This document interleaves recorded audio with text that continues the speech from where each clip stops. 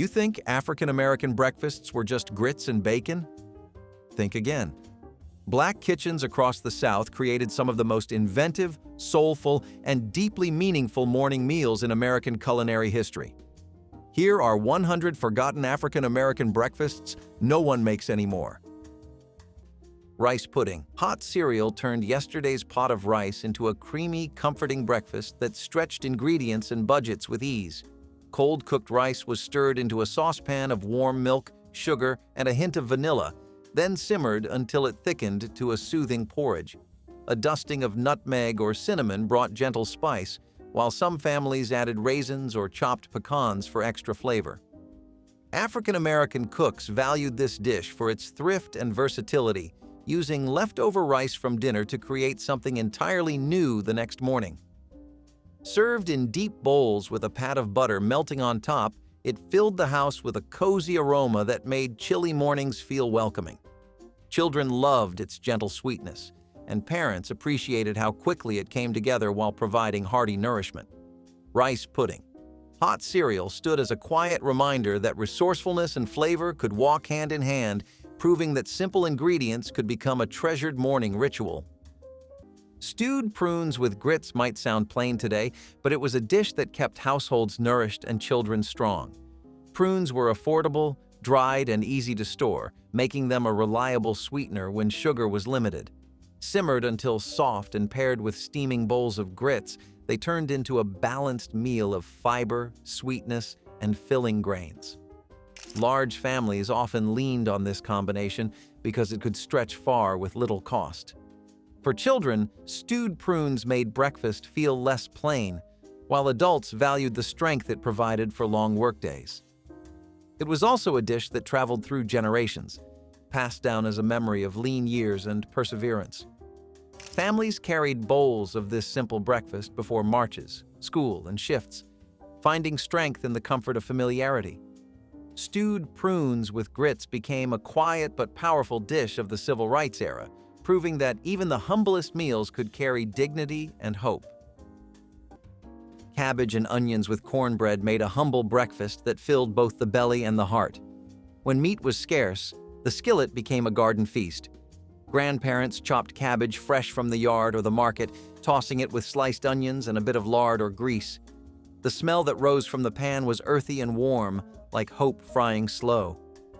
As it cooked down, the cabbage softened and the onions turned sweet, making a broth rich enough to dip bread into.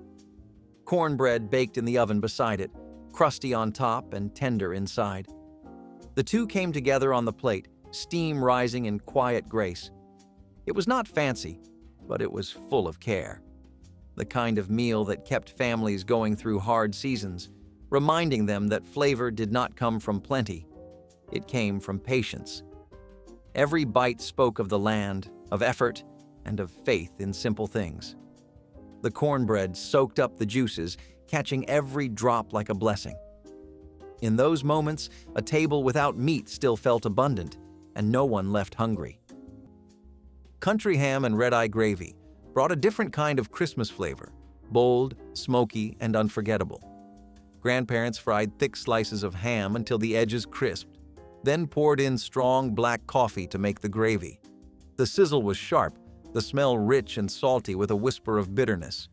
The gravy was thin, almost see-through, but it carried flavor strong enough to wake the soul.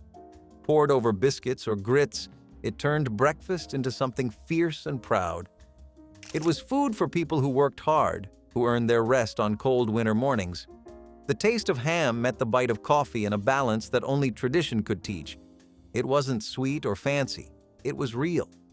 Country ham and red-eye gravy reminded everyone that even leftover meat could become something special when cooked with skill and care.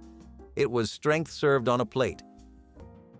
Fried salmon patties for breakfast might seem unusual today, but for many African American families in the 60s and 70s, canned salmon was a dependable pantry staple that worked for any meal of the day. Grandparents mixed the salmon with breadcrumbs, onions, and seasoning, shaping it into patties that sizzled in the skillet until crisp. The smell filled the kitchen with something hearty and inviting, a bold start to the morning that made you feel ready for whatever the day demanded. Served with grits or biscuits, The patties tasted rich and satisfying, proof that canned ingredients could create meals full of flavor and comfort. Salmon was not expensive, but it felt special, which made breakfast feel special too. Children grew used to that savory taste long before they ever tried a restaurant version.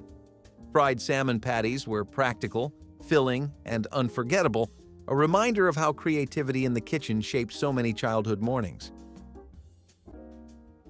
Molasses on hot biscuits was the taste of sweetness earned through patience. When sugar was expensive or hard to find, molasses filled the gap, dark, thick, and full of depth. Hot biscuits came out of the oven steaming, split open by hand, and dripping with butter before a spoonful of molasses turned them into something heavenly. The syrup pooled and soaked into the soft crumb, leaving behind a shine that caught the morning light. It was sticky on the fingers, rich on the tongue, and comforting in a way only handmade food can be. For many, it was the only sweet treat of the day, but that never made it ordinary. The flavor was bold, smoky, and deep. A reminder of cane fields, wood stoves, and family hands passing down recipes without a word written. Molasses on biscuits was the kind of breakfast that could make even the hardest morning feel gentle again. In the simplest kitchens, where nothing was wasted and every crumb mattered, this pairing stood as a small luxury, proof that joy could come from the humblest of ingredients. Pan-fried liver mush with mustard on toast was Thanksgiving morning protein using preserved organ meat to create hearty breakfast. Liver mush, that Appalachian creation combining pork liver with cornmeal and spices, was sliced and fried until the exterior crisped while the interior stayed creamy. Served on toasted bread with sharp mustard, it provided sustaining nutrition. This breakfast appeared in Black households influenced by Appalachian foodways, where cultures overlapped. The liver mush was economical because organ meats were cheaper than muscle meat but packed with nutrients. Grandmothers fried it quickly, creating breakfast that lasted through morning preparations. Children acquired the taste gradually. Adults valued how the small serving provided significant protein and energy. Pan-fried liver mush with mustard represented the blending of regional traditions and practical wisdom of using every part of available animals. Stewed prunes and citrus offered a naturally sweet and nourishing side that fit perfectly with the back-to-nature movement of the 1970s. Dried prunes were simmered gently in water with slices of orange or lemon until they softened into a rich compote. A touch of cinnamon or clove added warmth, and the citrus brightened the deep, earthy flavor of the fruit. This dish required little sugar because the natural sweetness of the prunes intensified as they cooked, creating a syrupy juice that tasted indulgent yet wholesome. Served warm over oatmeal, alongside biscuits, or even chilled with yogurt, it provided fiber and essential vitamins that families valued. African American households embraced it for both its practicality and comfort, turning an inexpensive ingredient into something special. Stewed prunes and citrus stood as a testament to mindful cooking, where a simple pot of fruit could deliver nutrition and quiet pleasure, reminding everyone that breakfast could be as healthful as it was delicious without any extravagant ingredients or effort. Rolled oats with sorghum drizzle were one of the more nourishing breakfasts that families turned to during lean years. Oats were cheap, filling, and easy to cook, while sorghum syrup replaced sugar as a natural sweetener. Together, they made a bowl that was hearty, sustaining, and connected to the land. Adults leaned on it to fuel long workdays, and children were sent off to school with the strength it provided. The flavor was earthy and slightly bittersweet, carrying the essence of thrift and self-reliance. Families valued it because it stretched far and could be flavored with seasonal fruit if available. Rolled oats with sorghum drizzle represented more than practicality. It symbolized survival, tied to agricultural tradition. It was a dish that reflected both health and heritage, remembered for its role in sustaining households during the civil rights era.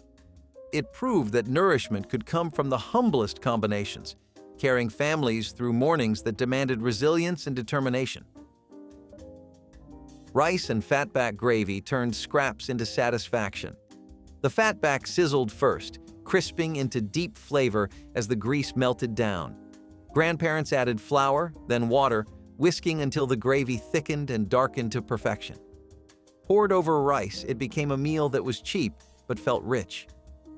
The salt from the fatback gave life to every grain, the smell strong enough to bring everyone to the kitchen. It was the kind of breakfast that didn't need talking, just eating, slow and thankful. It stretched what little there was, filling the air with warmth and the stomach with peace. Every spoonful told a story of survival through skill and patience. Sometimes the gravy was made with leftover drippings from the night before, deepened with onion or pepper if they had it. Grandparents said the secret was in the stirring, slow, steady, and full of intention. Each bite was a memory of endurance, a reminder that flavor was born from effort, not wealth. Smothered pork chops with onions turned breakfast into celebration. Grandparents browned the chops in a cast-iron skillet, letting the onions caramelize slow in their drippings. Flour and broth thickened the mix into gravy, smooth and rich. The smell filled the kitchen, sweet onions, savory meat, and love mingling in the air. Served over grits or rice, it became the kind of meal you remembered long after. It was the taste of family gathered close, of warmth against winter cold. Each forkful carried tenderness and tradition, the flavors deep as memory. Smothered pork chops were Sunday food, but on Christmas morning, they were grace itself, rich, golden, and full of heart. Every bite felt like a thank you to those who came before, who taught that food was more than sustenance. It was love made visible. Fried potato cakes made from leftover mashed potatoes became Thanksgiving morning crispy treats that children begged for. Grandmothers mixed cold mashed potatoes with beaten eggs, chopped onions, and flour, forming patties that fried until golden brown and crusty. The outside turned crispy while the inside stayed soft and fluffy. These cakes used potatoes left from testing recipes or from earlier preparations. Served with butter or gravy, they provided filling breakfast that cost virtually nothing. In Black households where waste was never acceptable, fried potato cakes represented culinary intelligence. Children ate them hot off the skillet, burning their fingers but too eager to wait.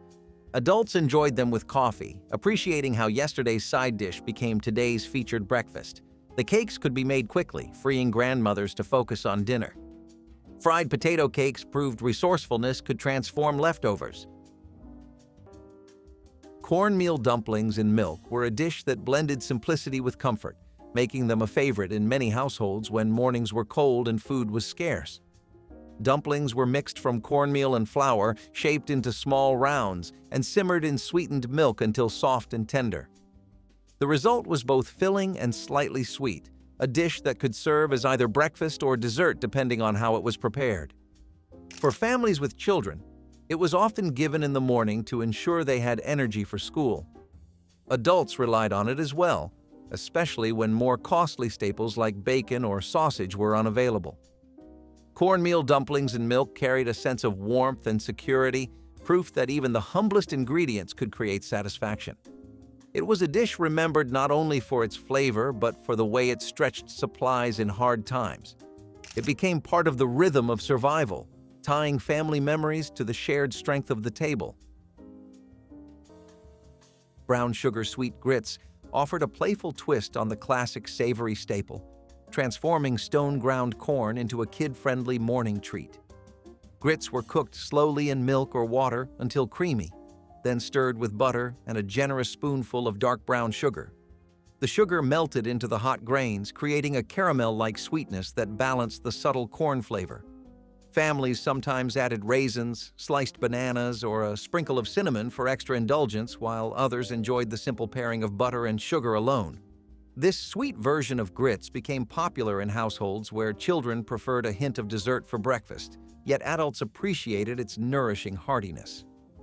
Brown sugar sweet grits demonstrated how one ingredient could shift from savory to sweet with a few thoughtful touches, proving that a Southern classic could adapt to changing tastes while staying rooted in tradition and comfort.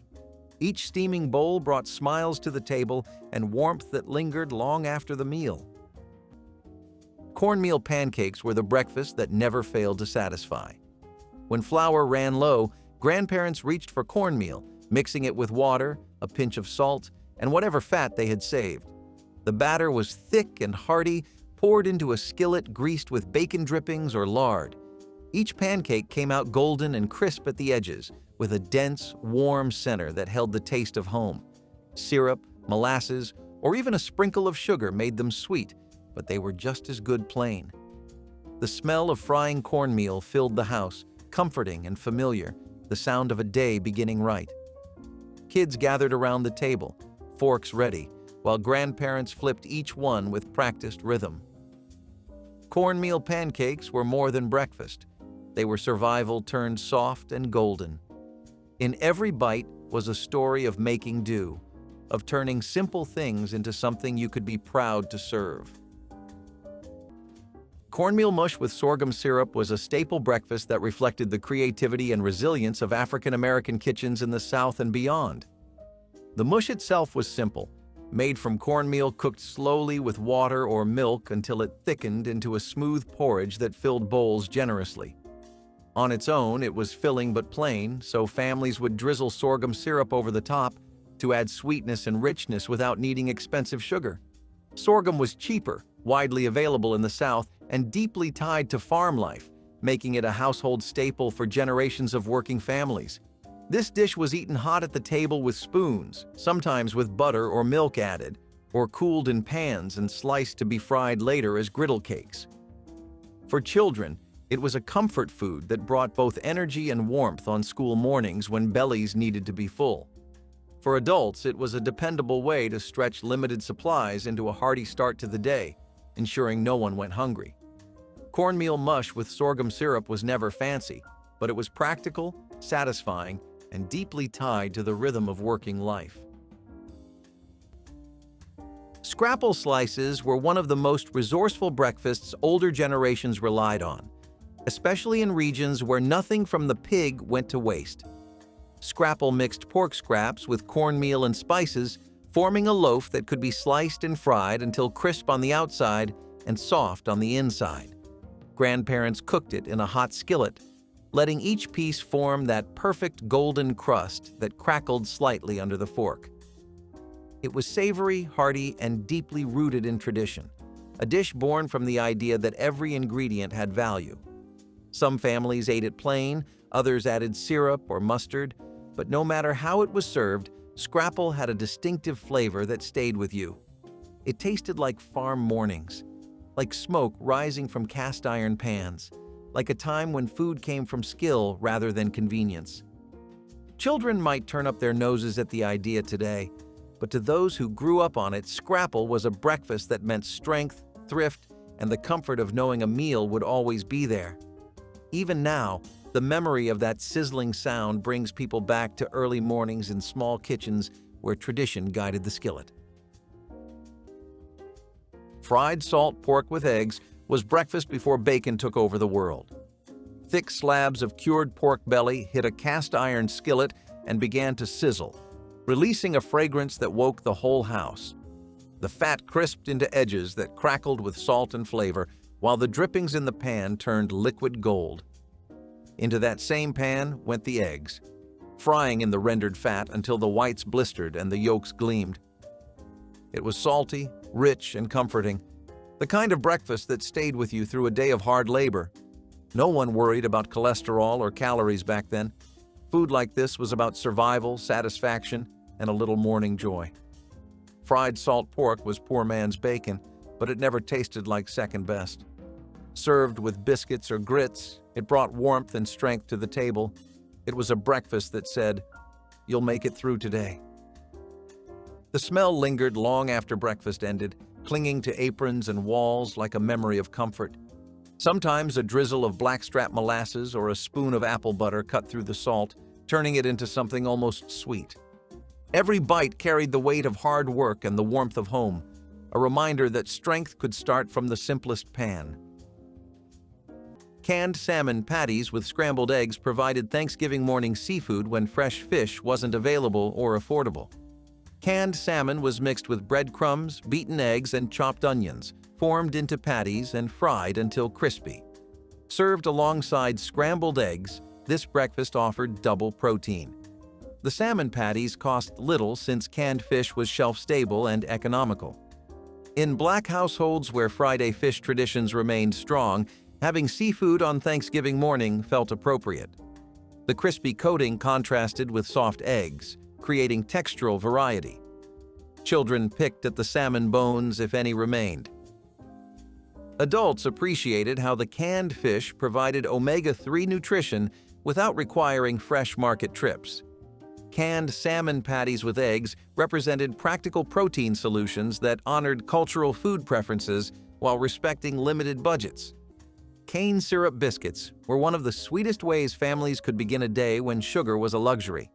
Freshly baked biscuits were split open and drizzled with thick cane syrup, a cheaper sweetener that was widely available in the South. This breakfast offered comfort and energy, especially for children heading to school or adults preparing for long days of labor. Cane syrup added richness to otherwise plain bread, transforming simple biscuits into a treat. It was a dish tied directly to the land, since cane syrup came from local harvests and represented self-reliance. Families treasured it because it gave sweetness without breaking the budget, a rare indulgence during lean times. Cane syrup biscuits became more than breakfast. They were symbols of hope, resourcefulness, and the sweetness people clung to even in struggle. The dish carried both nourishment and spirit, helping fuel resilience during mornings that demanded strength. For many, it was the taste of home and perseverance.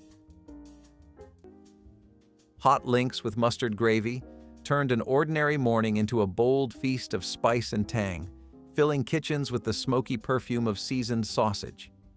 Spicy, smoked hot links were seared until their skins blistered and juices sizzled, releasing a deep aroma that promised hearty flavor. Pan drippings were whisked with flour, broth, and sharp mustard to create a velvety gravy that carried both heat and brightness.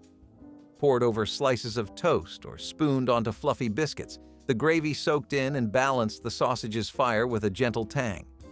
Some families added diced onions or a splash of vinegar for extra bite, while others sprinkled chopped parsley for freshness. This dish offered more than simple comfort. It was a statement of taste and tradition, celebrating the spice-loving side of Southern cooking.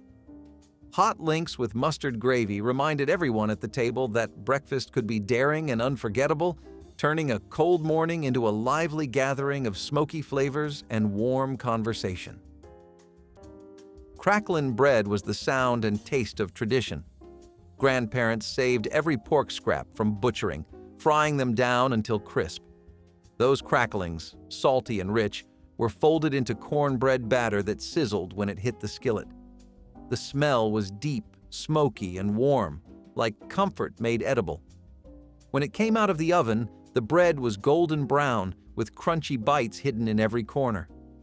It was heavy but satisfying, each piece holding the spirit of thrift and endurance. Families gathered around to eat it hot, breaking it apart with their hands. It was the kind of food that stretched a meal, that turned a handful of cornmeal and scraps into something filling and proud. Crackling bread was heritage baked into every crumb, a reminder that even the hardest times could taste good when shared together. The sound of the crust cracking filled the kitchen, mingling with laughter and the hum of stories passed down through generations. Every bite carried the memory of hard work, of families who found a way to turn survival into celebration. Served with greens or beans, it stood as proof that nothing from the land was wasted. In that bread lived history, care, and the soul of a people who made every meal mean something. Okra fritters were once a common breakfast food that made use of one of the most iconic crops in African American gardens. Fresh okra would be chopped, mixed with cornmeal and seasoning, and fried in small patties until golden brown. The result was crisp on the outside, tender on the inside, and full of earthy flavor that paired perfectly with hot coffee or milk. For families, okra fritters were both affordable and filling, using whatever the garden provided in abundance. They could be eaten plain, with cane syrup, or alongside eggs, making them versatile as well as practical. The dish reflected the deep agricultural roots of African American communities, where nothing grown went to waste. It was also a way of starting the day with something satisfying before long hours of labor. While okra remains popular in Southern cooking, The fritter form has faded from breakfast tables, leaving behind only the memory of mornings built on thrift and flavor. Potato cakes from leftover mash were the kind of breakfast that proved nothing in the kitchen ever had to be thrown away. Grandparents mixed cold mashed potatoes with flour or cornmeal, shaping the mixture into patties that fried beautifully in a hot skillet. The outside crisped into a golden crust, while the inside stayed soft, warm, and comforting. It was a thrifty breakfast that used leftovers creatively and fed everyone well without costing anything extra. The cakes were often served plain, sometimes with syrup, and sometimes with butter melting across the top. They tasted like resourcefulness, like making the most of what you had, like the kind of wisdom passed down quietly from generation to generation. Even today, people remember those potato cakes as a breakfast that felt both humble and full of heart. Biscuits and sausage gravy were the heart and soul of country breakfasts. Flaky biscuits baked fresh, split open, and drenched in a thick, peppery gravy made from sausage drippings, flour, and milk. The smell alone could wake the whole house. It was a meal that filled the stomach and soothed the spirit, one that required no fancy tools, only time and care. The gravy clung to every crumb, rich and savory, while the biscuits absorbed just enough to stay soft. This was the food of hospitality, the dish you made when guests came or when you simply wanted to treat your own family right. Every cook had their secret: more pepper, a touch of butter, maybe a pinch of sage. But no matter how it was made, it always meant comfort. Biscuits and sausage gravy were the definition of generosity served hot. Fried cornmeal hoe cakes with apple butter connected families to their agricultural heritage and survival traditions. The hoe cakes were mixed from cornmeal, water, and salt, then fried on hot griddles until golden brown with crispy edges. Apple butter made from fall apples cooked down with spices provided sweetness without expensive jam. This breakfast appeared on Thanksgiving because both cornmeal and apples were fall harvest products. Grandmothers made dozens of hoe cakes, stacking them high and keeping them warm under kitchen towels. The name itself carried history, referencing when field workers cooked cornmeal cakes on hoes over open fires. Children spread apple butter thick, enjoying the sweet tart flavor against earthy corn. Adults paired them with coffee, appreciating how the simple combination provided energy. Hoe cakes cost almost nothing but delivered satisfaction. They represented ingenuity of turning basic staples into something worth celebrating.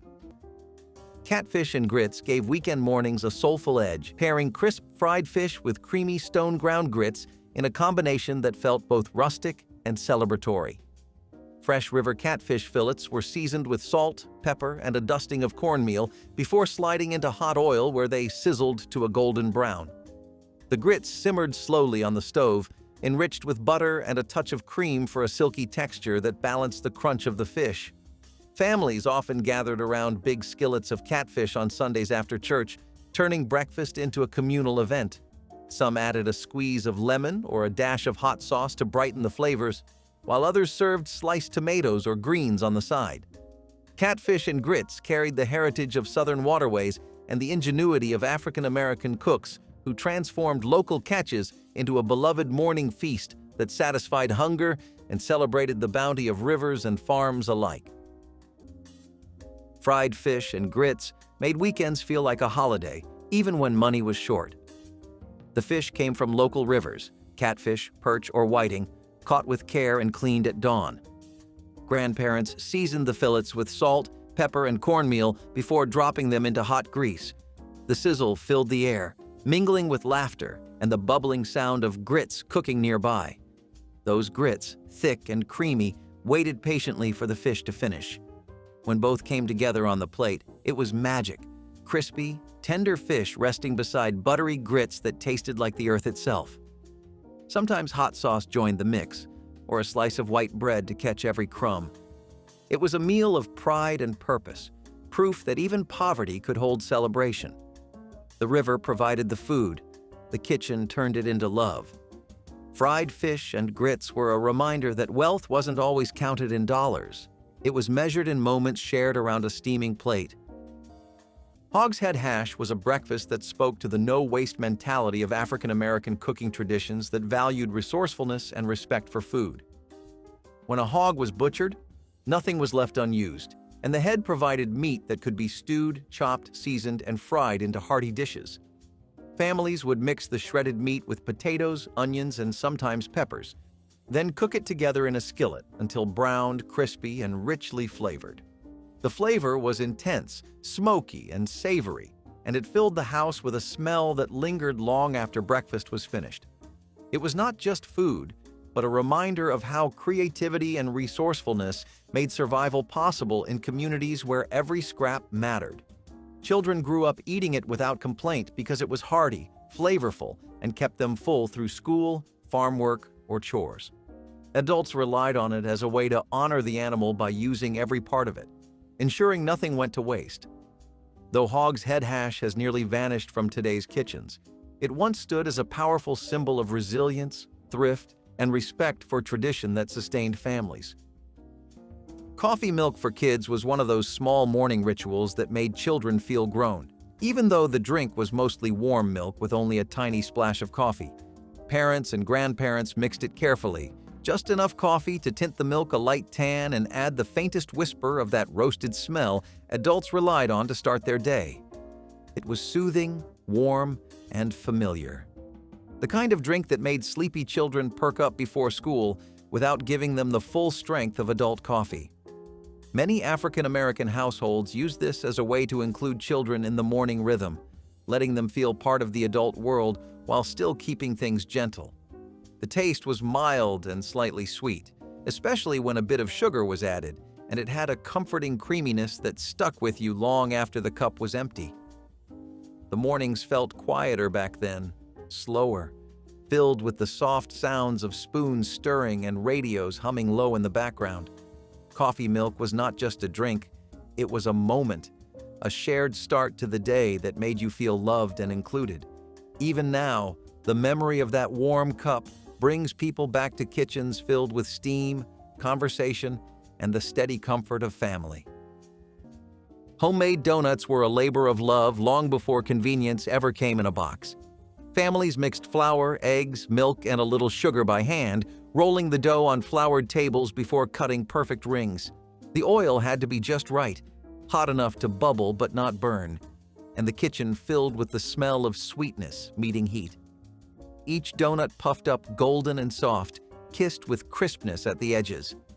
Once drained, they were rolled in sugar or dipped in glaze, still warm and tender. Children waited eagerly, dusting their fingers in sugar while stealing the first taste. These weren't store-bought treats. They were handmade rewards, crafted slowly on quiet mornings. A batch of donuts meant love, celebration, or simply the joy of having enough ingredients to spare. They were simple yet sacred, proof that happiness could be fried and shared. Some cooks made holes into tiny donut balls, frying them as munchkins before the name ever existed. Others flavored the dough with nutmeg or a splash of buttermilk for tang. The smell of homemade donuts lingered like a song through the house, reminding everyone that effort and sweetness often went hand in hand. Fried hominy with onions and butter became Thanksgiving morning comfort that connected families to Native American and African culinary traditions. Canned hominy, those large white corn kernels processed with lye, were drained and fried in butter with sliced onions until everything turned golden. The hominy developed crispy exteriors while staying soft inside, and the onions caramelized into sweetness. This breakfast was filling, affordable, and quick to prepare.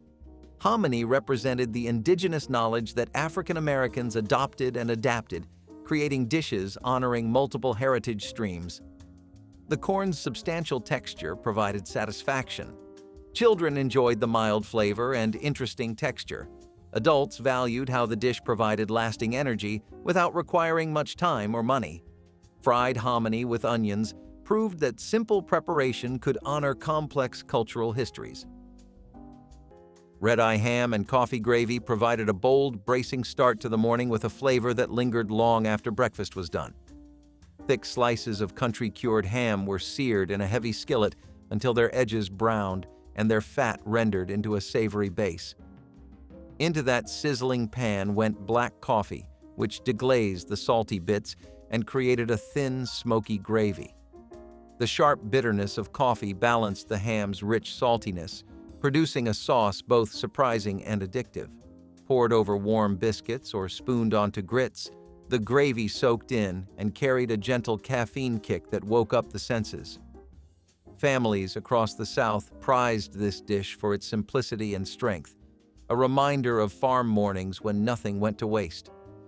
Red-eye ham and coffee gravy reflected the ingenuity of African-American cooks who transformed pantry basics into something unforgettable, a breakfast that spoke of resilience and tradition with every deep, savory bite. Leftover pie for breakfast was a common occurrence in large households where nothing was wasted. Sweet potato pie, chess pie, or fruit pies baked the night before were often sliced and eaten cold in the morning with coffee or milk. For children, it was an exciting way to begin the day, while adults saw it as practical and filling. It reflected the rhythm of large families, where every meal had to stretch, and desserts could not be reserved only for evenings. Leftover pie carried both joy and necessity, showing how households turned indulgence into sustenance. The flavors of cinnamon, nutmeg, and sweet roots lingered, making mornings brighter even when other meals were sparse. Eating pie for breakfast symbolized both frugality and comfort, a way of preserving energy and spirit in difficult times. Leftover pie for breakfast became a fond memory for many, a dish that reflected resilience and the creativity of stretching food in every way possible. Grits and scrambled eggs were the foundation of the Southern morning.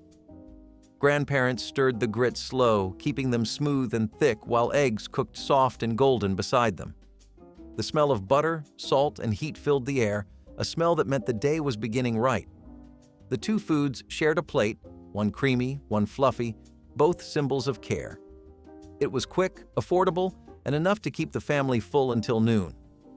Sometimes a slice of bacon or a spoon of gravy joined the dish, but even plain, it felt whole. This was the meal of workers, of early risers and hopeful hearts. Every bite was steady, warm, and simple, a reminder that the best things in life often came from the smallest pots. The rhythm of whisking grits and scrambling eggs was morning music, soft and sure. It was eaten before the day's labor began, giving strength and calm in equal measure.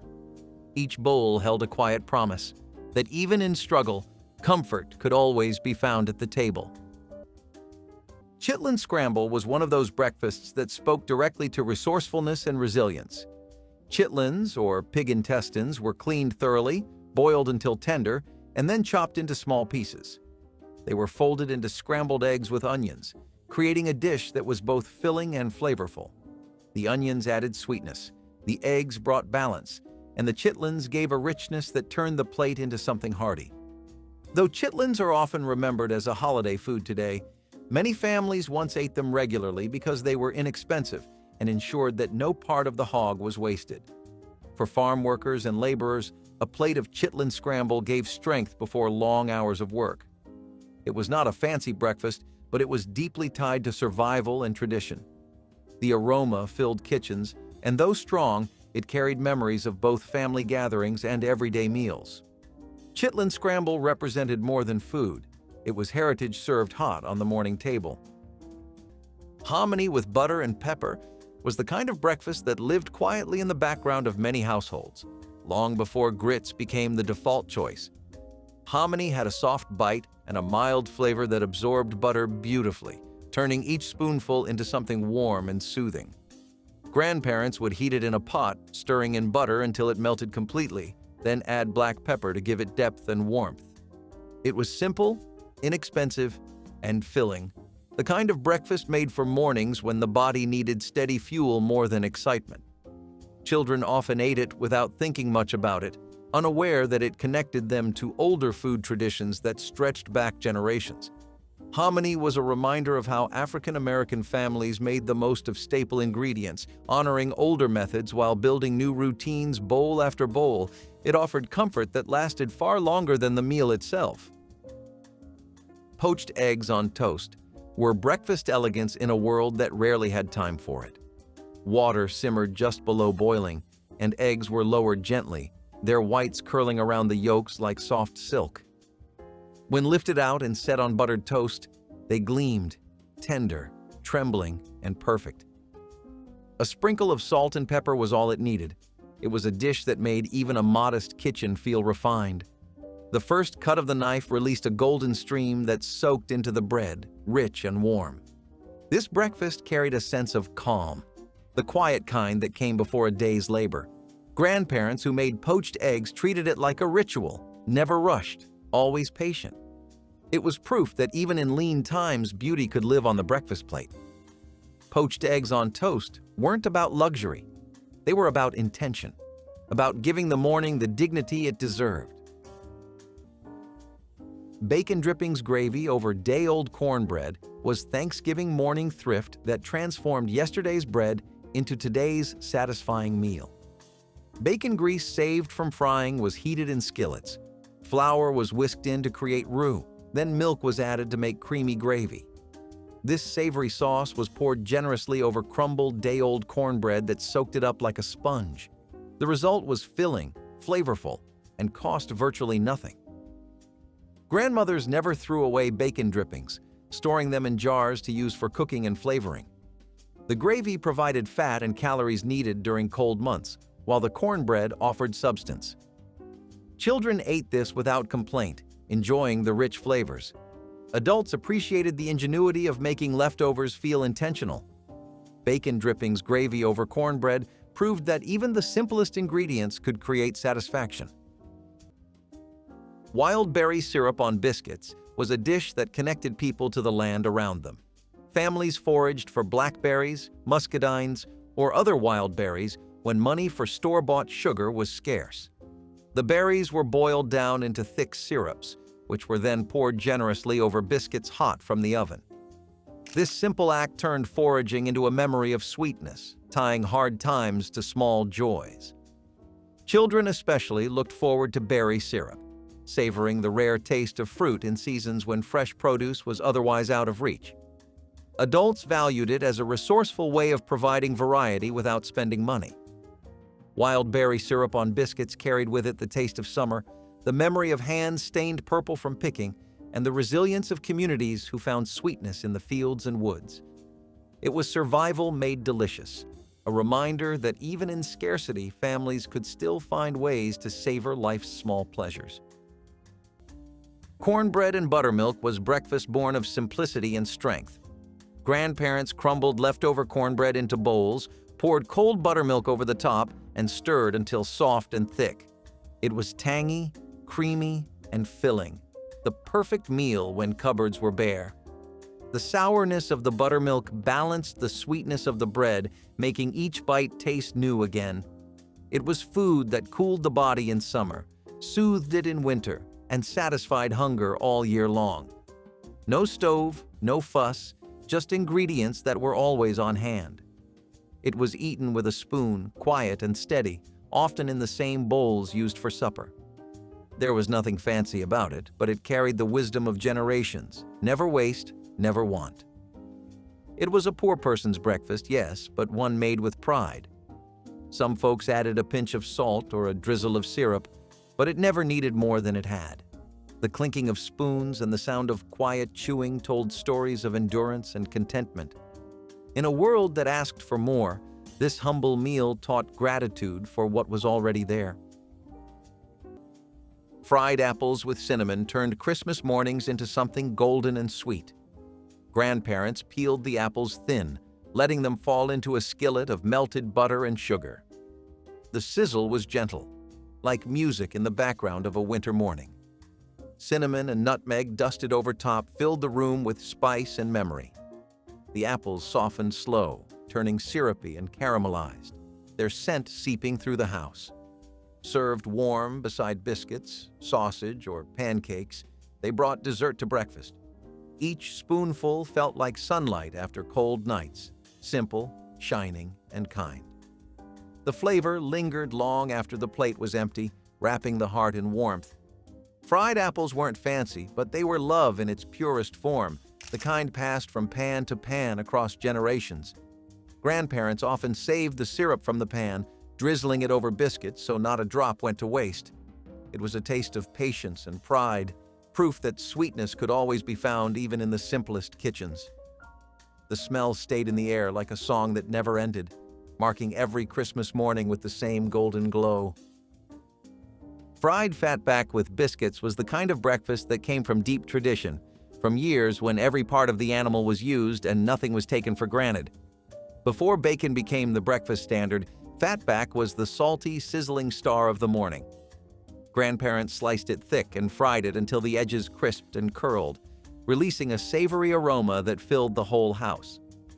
The drippings soaked into fresh biscuits, turning them into something rich and flavorful without needing butter or gravy. The combination was simple but powerful. A pairing that carried families through long days of labor, and school fatback was inexpensive, accessible, and packed with flavor, which made it a natural choice for rural homes and city kitchens alike. Children grew up associating that salty crunch with mornings spent around crowded tables, hands reaching for biscuits still warm from the oven. Even though fatback is rarely seen in modern breakfast routines, the memory of it remains strong for those who grew up with its bold taste. Sorghum syrup. Waffles filled kitchens with the warm scent of toasted grain and caramel sweetness, creating a breakfast that tasted like a weekend celebration. Batter made with fresh eggs and rich milk cooked in cast-iron waffle irons until crisp and golden, ready to catch every drop of thick sorghum syrup. This dark, earthy sweetener offered a depth of flavor beyond ordinary maple, with notes of molasses and a hint of smoke from the cane fields. Families in the South prized sorghum for its nutritional value and natural richness, making it a treasured pantry staple. Some cooks whipped a little butter into the syrup for a glossy glaze, while others drizzled it straight from the jar, letting the bold taste speak for itself. Sorghum syrup waffles reflected African American culinary heritage and the ability to elevate basic ingredients into something memorable, creating a breakfast that lingered in both flavor and memory. Every crunchy bite, followed by sticky sweetness, felt like a slow morning worth savoring. Hominy pancakes were another clever way families stretched resources into filling meals. Hominy, boiled corn kernels treated with lye, was folded into simple flour batter and fried on a hot griddle until crisp on the edges. The result was a pancake that was hearty, chewy, and rich in flavor. Families leaned on this dish because hominy was inexpensive, filling, and often available in bulk. These pancakes were served plain or topped with syrup, molasses, or even just butter when sugar was scarce. Children enjoyed the slightly nutty texture, while adults appreciated that it carried them through long hours of work. Hominy pancakes were tied to heritage too, with roots reaching back to Native American food traditions that influenced Southern cooking. They were a reminder of resilience and cultural continuity, showing how simple staples could be reinvented to meet new needs. Hominy pancakes filled stomachs, but they also filled mornings with the comfort of tradition and the creativity of making do. Fried salt pork and gravy was breakfast born from preservation and patience. Grandparents sliced the cured meat thin, sizzling it in a skillet until the fat turned crisp and fragrant. The salty aroma filled the air, sharp but comforting. The leftover drippings stayed in the pan, thickened with flour and water to make a gravy that stretched across biscuits or grits. It was heavy, hearty, and enough to fuel long days of work. Every piece of pork carried the taste of tradition, food made to last, food that respected every scrap. The gravy was creamy and rich, coating the plate like warmth itself. Children wiped their plates clean with biscuits, unwilling to waste even a drop. It was not fancy, but it was full of care, a reminder that flavor could rise from necessity. In that skillet, hardship turned into something nourishing, something that said, "We made it through another morning." Fried catfish and cornbread was a breakfast plate that reflected the abundance of rivers and the skill of African American cooks in the South. Catfish could be caught at little cost, cleaned, coated in cornmeal, and fried crisp in cast-iron skillets. Paired with hot cornbread fresh from the oven, the meal was both hearty and nourishing. It gave workers the energy needed for long days in the fields, and children the strength to get through school without hunger. Families often made it on weekends when fishing provided enough to share with neighbors, turning it into a communal meal. The taste was bold and rustic, with a combination of crunchy fish and soft bread that defined comfort. Though fish is not often associated with breakfast today, fried catfish and cornbread once stood proudly on morning tables. It remains a reflection of resilience and resourcefulness, showing how nature and tradition came together to sustain communities. Country sausage patties with cane syrup were a sweet and savory breakfast that carried the flavor of Southern tradition. Grandparents often made sausage from scratch or bought it fresh, shaping it into patties with practiced hands. The patties sizzled in the skillet, filling the house with a smell that meant the day was off to a strong start. Once cooked, they were served alongside cane syrup, thick and dark, ready for dipping or drizzling. The combination of salty sausage and sweet syrup created a harmony that felt indulgent even when the ingredients were simple. It stuck to your ribs, kept you full, and tasted like a morning wrapped in warmth. Cane syrup was cheaper and easier to find than maple syrup, but it had a bold flavor all its own. Families passed down the preference across generations, pairing it with biscuits, sausage, and sometimes even eggs. Country sausage patties with cane syrup were more than breakfast. They were the memory of Sunday mornings, crowded tables, and laughter rising like steam from the skillet. Grapefruit with sugar and a broiled topping was the picture of mid-century sophistication, elegant yet born of practicality. Halved grapefruit was sprinkled with sugar and broiled just long enough for the top to bubble and brown, creating a caramelized glaze that softened the tartness beneath. Served in its own rind with a little spoon, it looked like something from a hotel breakfast tray. Housewives loved it because it felt fancy but cost almost nothing. The heat mellowed the fruit, making it warm and fragrant, the sugar turning into a crisp, golden shell. It was light, refreshing, and surprisingly indulgent for something so simple. For a generation discovering convenience and presentation, this dish was breakfast theater. Grapefruit with sugar was more than fruit. It was optimism, the taste of a new kind of morning when simplicity could still feel special. Some families added a drizzle of honey or a sprinkle of cinnamon for extra warmth, while others topped it with a cherry for flair. It became a symbol of modern homemaking, polished, easy, and delightful to the eye. The broiled grapefruit was as much about beauty as flavor, proof that even the simplest fruit could feel luxurious when given a moment of care. Cheese toast made under the broiler was Thanksgiving morning indulgence that felt fancy despite its incredible simplicity and minimal ingredients that anyone could afford.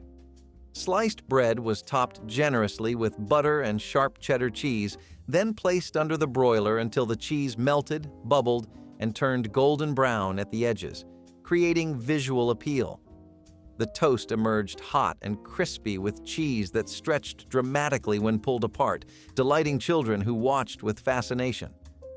This breakfast required minimal effort but delivered maximum satisfaction, making it perfect for busy Thanksgiving mornings when time was precious and attention divided.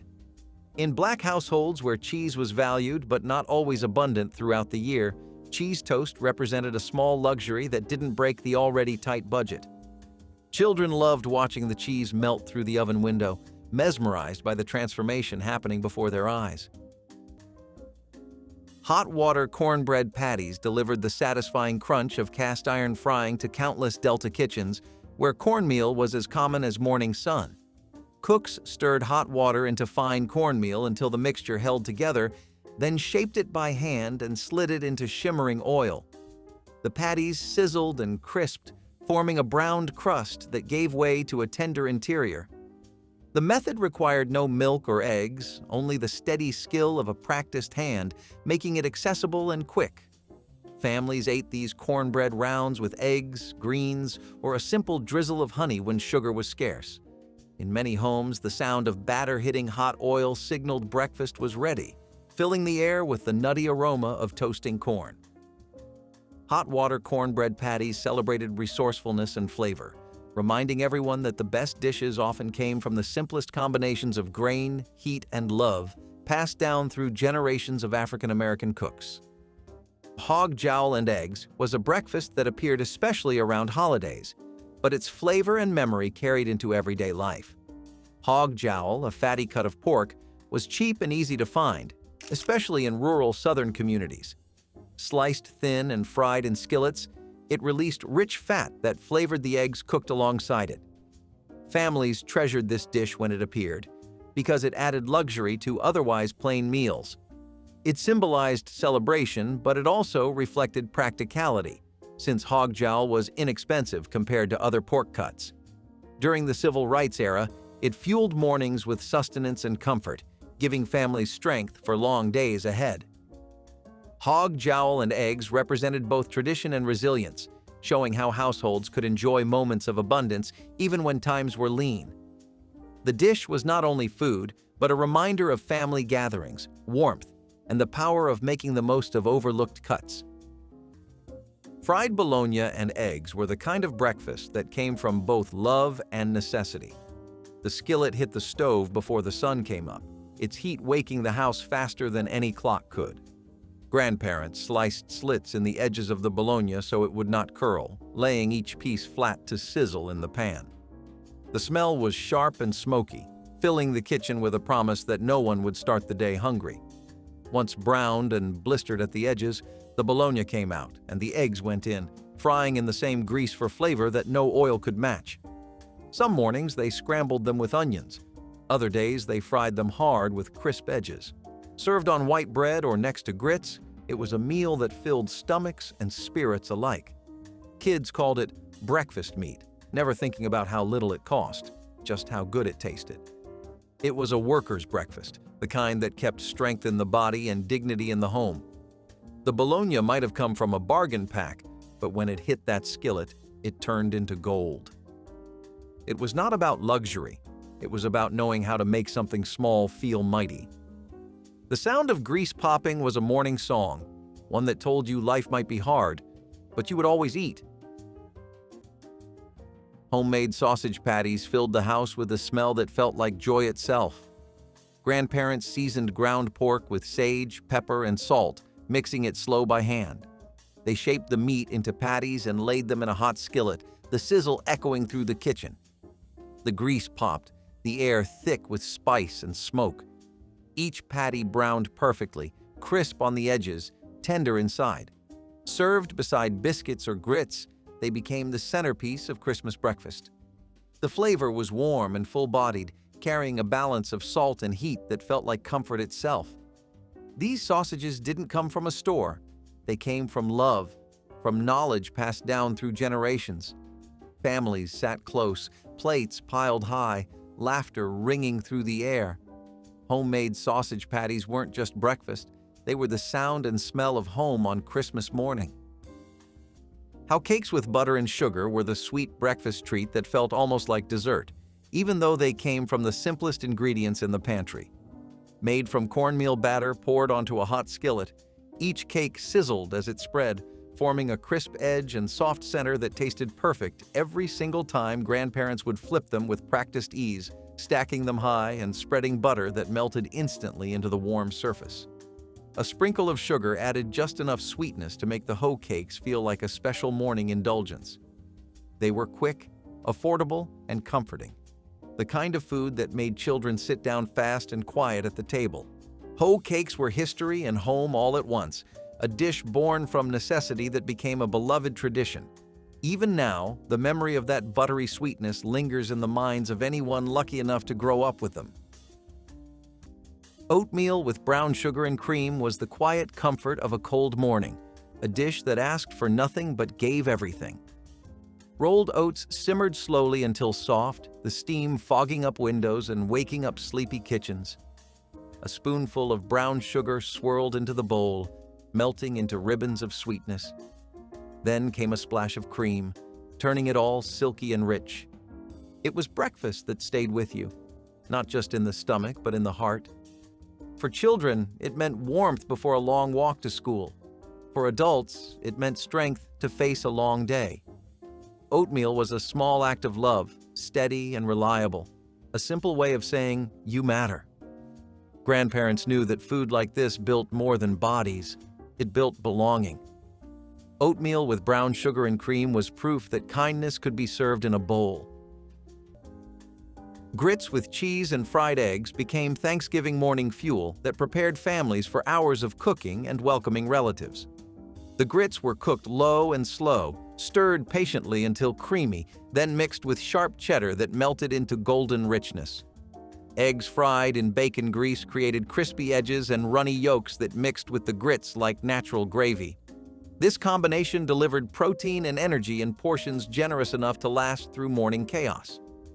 In Black Southern households, grits weren't just breakfast, but foundation food connecting families to their agricultural roots. Grandmothers seasoned them with salt, pepper, and butter. The cheese added calcium while eggs provided protein when meat was saved for dinner. Children scraped their bowls clean. Teenagers ate double portions before being sent on errands. Grits with cheese and fried eggs represented practical wisdom of feeding families well on limited budgets. Buttermilk biscuits with cane syrup brought the warm fragrance of the Southern kitchen to every African-American breakfast table in the 1970s, where weekend mornings began with the sound of dough being patted and folded by hand. The biscuits rose tall and flaky as they baked in heavy pans, their buttery layers puffing into golden clouds. Cane syrup, boiled from freshly pressed sugarcane juice, added a deep, smoky sweetness that no ordinary syrup could match. Families kept jars of the thick amber syrup in the pantry, ready to drizzle over steaming biscuits straight from the oven. Some cooks stirred a little butter into the syrup for a glossy glaze, while others left it pure and strong to balance the biscuit's delicate crumb. This simple pairing carried memories of family farms, Sunday gatherings, and the strength of generations who turned humble ingredients into unforgettable flavor. Buttermilk biscuits with cane syrup proved that the simplest foods, treated with care, could turn an ordinary morning into a celebration of heritage and home. Sweet rice fritters were one of those breakfasts that felt both like a treat and a solution, transforming leftover rice into something golden and warm that children loved. Grandparents would mix cold rice with sugar, flour, and sometimes a splash of milk or vanilla, forming the mixture into little patties that held together just enough to hit the skillet. As they fried, the edges crisped and the centers stayed soft, turning the rice into something closer to a sweet cake than a leftover. The sound of them sizzling in the pan was enough to wake the house, carrying a smell that felt gentle and inviting. These fritters cost almost nothing, yet somehow tasted like more effort had gone into them than the morning allowed. Served plain, dusted with sugar or drizzled with syrup, they were a breakfast that made children feel like they were being spoiled even though they came from last night's dinner. They were warm, soft, and just sweet enough to feel special. Sweet rice fritters were proof that older generations knew how to create comfort from whatever they had on hand. Cold fried chicken leftovers were proof that good food never needed to be reheated to be loved. The night before, it was a Sunday feast, fried golden and eaten hot. By morning, it was breakfast straight from the icebox. The crust lost its crunch, but gained a flavor all its own, peppery, savory, and soaked with memories of yesterday's dinner. Paired with a biscuit or just eaten with bare fingers, it was a quiet pleasure before the day's work began. There was no ceremony to it, no fuss, just the understanding that fried chicken was too good to waste. In farm kitchens where every meal counted, leftovers became luxury. Cold chicken tasted of thrift, of gratitude, of knowing how to make joy last. Some folks swore it tasted even better that way, seasoned twice, once by the skillet and once by time. It was food you did not rush, food that let the morning feel unhurried. Wild berry dumplings were a breakfast that came directly from the land. Foraged berries like blackberries, blueberries, or mulberries were gathered in the early morning, often by children who knew where the best patches grew. The berries were simmered into a sweet syrup, and then simple dumplings made from flour and water were dropped into the pot. As they cooked, the dumplings soaked up the berry flavor, becoming plump, soft, and comforting. This was not a dish you would find in restaurants, but one that carried the taste of summer mornings in rural communities. It was affordable, relying only on what nature provided and a handful of pantry staples. Families looked forward to it during berry season, enjoying a breakfast that blended sweetness and tradition. The dumplings were eaten straight from bowls, sometimes with a little milk poured over the top to stretch the meal further. Wild berry dumplings were proof that even foraged food could feel like a feast. Potato hash with onions and peppers was the morning's miracle made from scraps. Grandparents diced leftover boiled potatoes, tossing them into a skillet slick with grease. Onions and peppers joined next, sizzling until soft and golden. The smell rose up, sweet, smoky, and alive. Salt and pepper did the rest, no fancy spices needed. The potatoes crisped at the edges, turning brown and crunchy while the center stayed soft. Served hot with eggs or bread, it filled the room with satisfaction. It was the kind of meal that looked humble but felt whole. You could feed a family on it, stretch it for another day, or serve it proudly on Sunday. Potato hash with onions and peppers was proof that waste didn't exist in a wise kitchen. Every bit could be reborn. Every leftover turned into something loved. Sometimes sausage or fatback joined the pan, adding depth and flavor, but the dish never needed more than care. It carried the rhythm of home, the steady scrape of a spatula, the pop of oil, the warmth of shared hunger met with love. Cornmeal donuts were one of the rare indulgences families created when they wanted sweetness but had little to spend. Made from cornmeal mixed with flour, eggs if available, and sweetened with a touch of sugar or molasses, the dough was shaped into rounds and fried in lard until golden. Dusted with sugar, they became a treat that brought children running to the table. Unlike bakery donuts, these were dense, filling, and rustic, but they carried a charm that came from being homemade. Families turned to them especially on weekends or special mornings when a little extra joy was needed to break the monotony of hardship. Cornmeal donuts were proof that celebration could exist even in times of scarcity, transforming everyday ingredients into something special. They were portable too, often tucked into lunch pails for later in the day.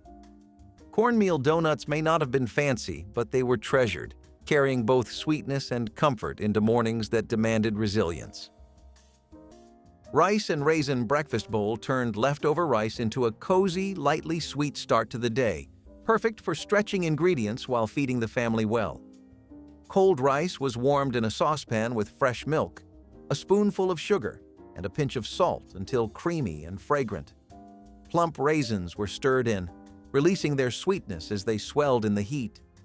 Some cooks added a dash of cinnamon or nutmeg for extra comfort, while others drizzled a bit of honey just before serving. This simple dish recalled generations of frugal but flavorful cooking, proving that nothing needed to be wasted to create a hearty meal. African American families valued its efficiency and warmth, often serving it with buttered toast or fruit on the side. Rice and raisin breakfast bowl demonstrated how the ingenuity of home cooks could transform plain leftovers into something soothing and delicious. A bowl that nourished both body and spirit during busy mornings or quiet weekend breakfasts alike. Leftover collard greens and rice turned yesterday's dinner into today's survival. Grandparents reheated the greens slowly, letting their smoky flavor return, then folded in cooked rice until everything blended into one soulful dish. The broth turned the rice tender, absorbing all the spice and fat left behind from the pot. It was food with memory. Every bite carried yesterday's work and tomorrow's strength. The greens, once wilted, took on new life beside the soft rice, becoming breakfast that satisfied the hunger of both body and spirit. A drizzle of vinegar added brightness, a reminder that even hardship could taste alive. It was warm, it was nourishing, and it was never wasted. Families gathered around small tables, thankful that nothing from the night before went forgotten. In the quiet clatter of spoons and bowls, there was gratitude for every grain, every leaf, every bite that kept them moving forward. Some mornings, the pot would bubble again with new life, stretching the last of the greens just a little further. The meal wasn't just food, it was testimony, proof that nothing humble ever truly disappeared. It carried lessons of endurance, teaching that the best things often came from what was left behind. Pickled pig's feet with rice was a breakfast plate that blended tang, tradition, thrift, and a powerful sense of cultural memory. Pig's feet were boiled, seasoned with spices, and pickled in vinegar, creating a dish that was both flavorful and long-lasting in households where preservation was survival. Served cold from jars or warmed gently on the stove, they were paired with rice, which balanced the sharp tanginess and made the meal hearty enough to carry people through long days of labor. For families with limited resources, this dish ensured that every single part of the hog was used and nothing valuable went to waste. The pickling process preserved the meat, allowing it to last far beyond what fresh cuts could manage in kitchens without refrigeration. Though the flavor was bold, tough, and not to everyone's taste, it carried strong roots in African American food traditions shaped by necessity and resilience. Rice added comfort, balance, and affordability, turning the plate into a full meal that could feed many. Pickled pig's feet with rice was not just food, but a cultural marker of thrift and endurance. Though rarely eaten today, it once stood as an important morning staple. Molasses biscuits were one of those breakfasts that felt both humble and rich, depending entirely on the memory you brought to the table. The biscuits themselves were simple, mixed from flour, fat, and whatever milk or water could be spared, but it was the molasses brushed over the top that made them special. The dark sweetness soaked into the warm bread, giving each bite a deep flavor that felt like comfort stretching back generations. Grandparents baked these because molasses was cheap, shelf-stable, and full of the kind of sweetness that made children smile even when times were tight. The smell alone could bring the whole household into the kitchen, filling the air with something warm and grounding. Some families served them with butter, letting it melt into every crack, while others ate them plain, enjoying the caramel-like richness all on its own. These biscuits were not fancy, but they tasted like care, like effort, like mornings where love was baked into every crumb. They were the kind of breakfast that lingered in your memory long after the plate was empty, reminding you of kitchens where nothing was wasted and everything was shared. Coffee and sugar cookies might sound like dessert, but to grandparents, it was breakfast worth rising early for. The coffee was strong and dark, the kind brewed in enamel pots that never left the stove. The cookies were soft or crisp, depending on the household, often flavored with a hint of vanilla or nutmeg. Dipped into the steaming cup, they softened just enough to melt in your mouth. It was a quiet morning ritual, not rushed, not fancy, but full of grace. Adults called it a quick bite. Children called it heaven. There was something timeless about it, the sweetness balancing the bitterness, the warmth balancing the chill of dawn. For many, this pairing was not indulgence, it was peace. Coffee and sugar cookies were the kind of breakfast that taught you to slow down, to savor, and to start the day grateful. Homemade sausage patties made from pork scraps and sage-filled Thanksgiving kitchens with aromas announcing the holiday had arrived. Grandmothers ground leftover pork with seasonings, forming small patties that fried up crispy and savory. These weren't store-bought links, but homemade creations using every part of the pig, mixed with dried sage, black pepper, red pepper flakes, and salt. The patties sizzled in cast-iron skillets, their fat rendering out to create crispy edges while interiors stayed juicy. Served alongside eggs or grits, they provided protein-sustaining families through morning preparations. Making sausage from scratch meant controlling ingredients and stretching meat further than store-bought allowed. Children watched grandmothers work, learning techniques passed down through generations.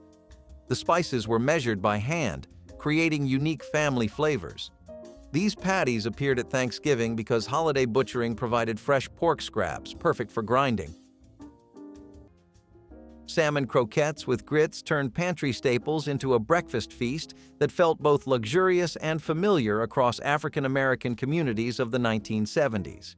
Canned salmon was flaked into a bowl with onions, breadcrumbs, and a little seasoning, then shaped into neat patties ready for the skillet. As they fried, the croquettes developed a crisp golden crust while staying moist inside, their aroma mingling with the gentle steam of creamy stone-ground grits bubbling nearby.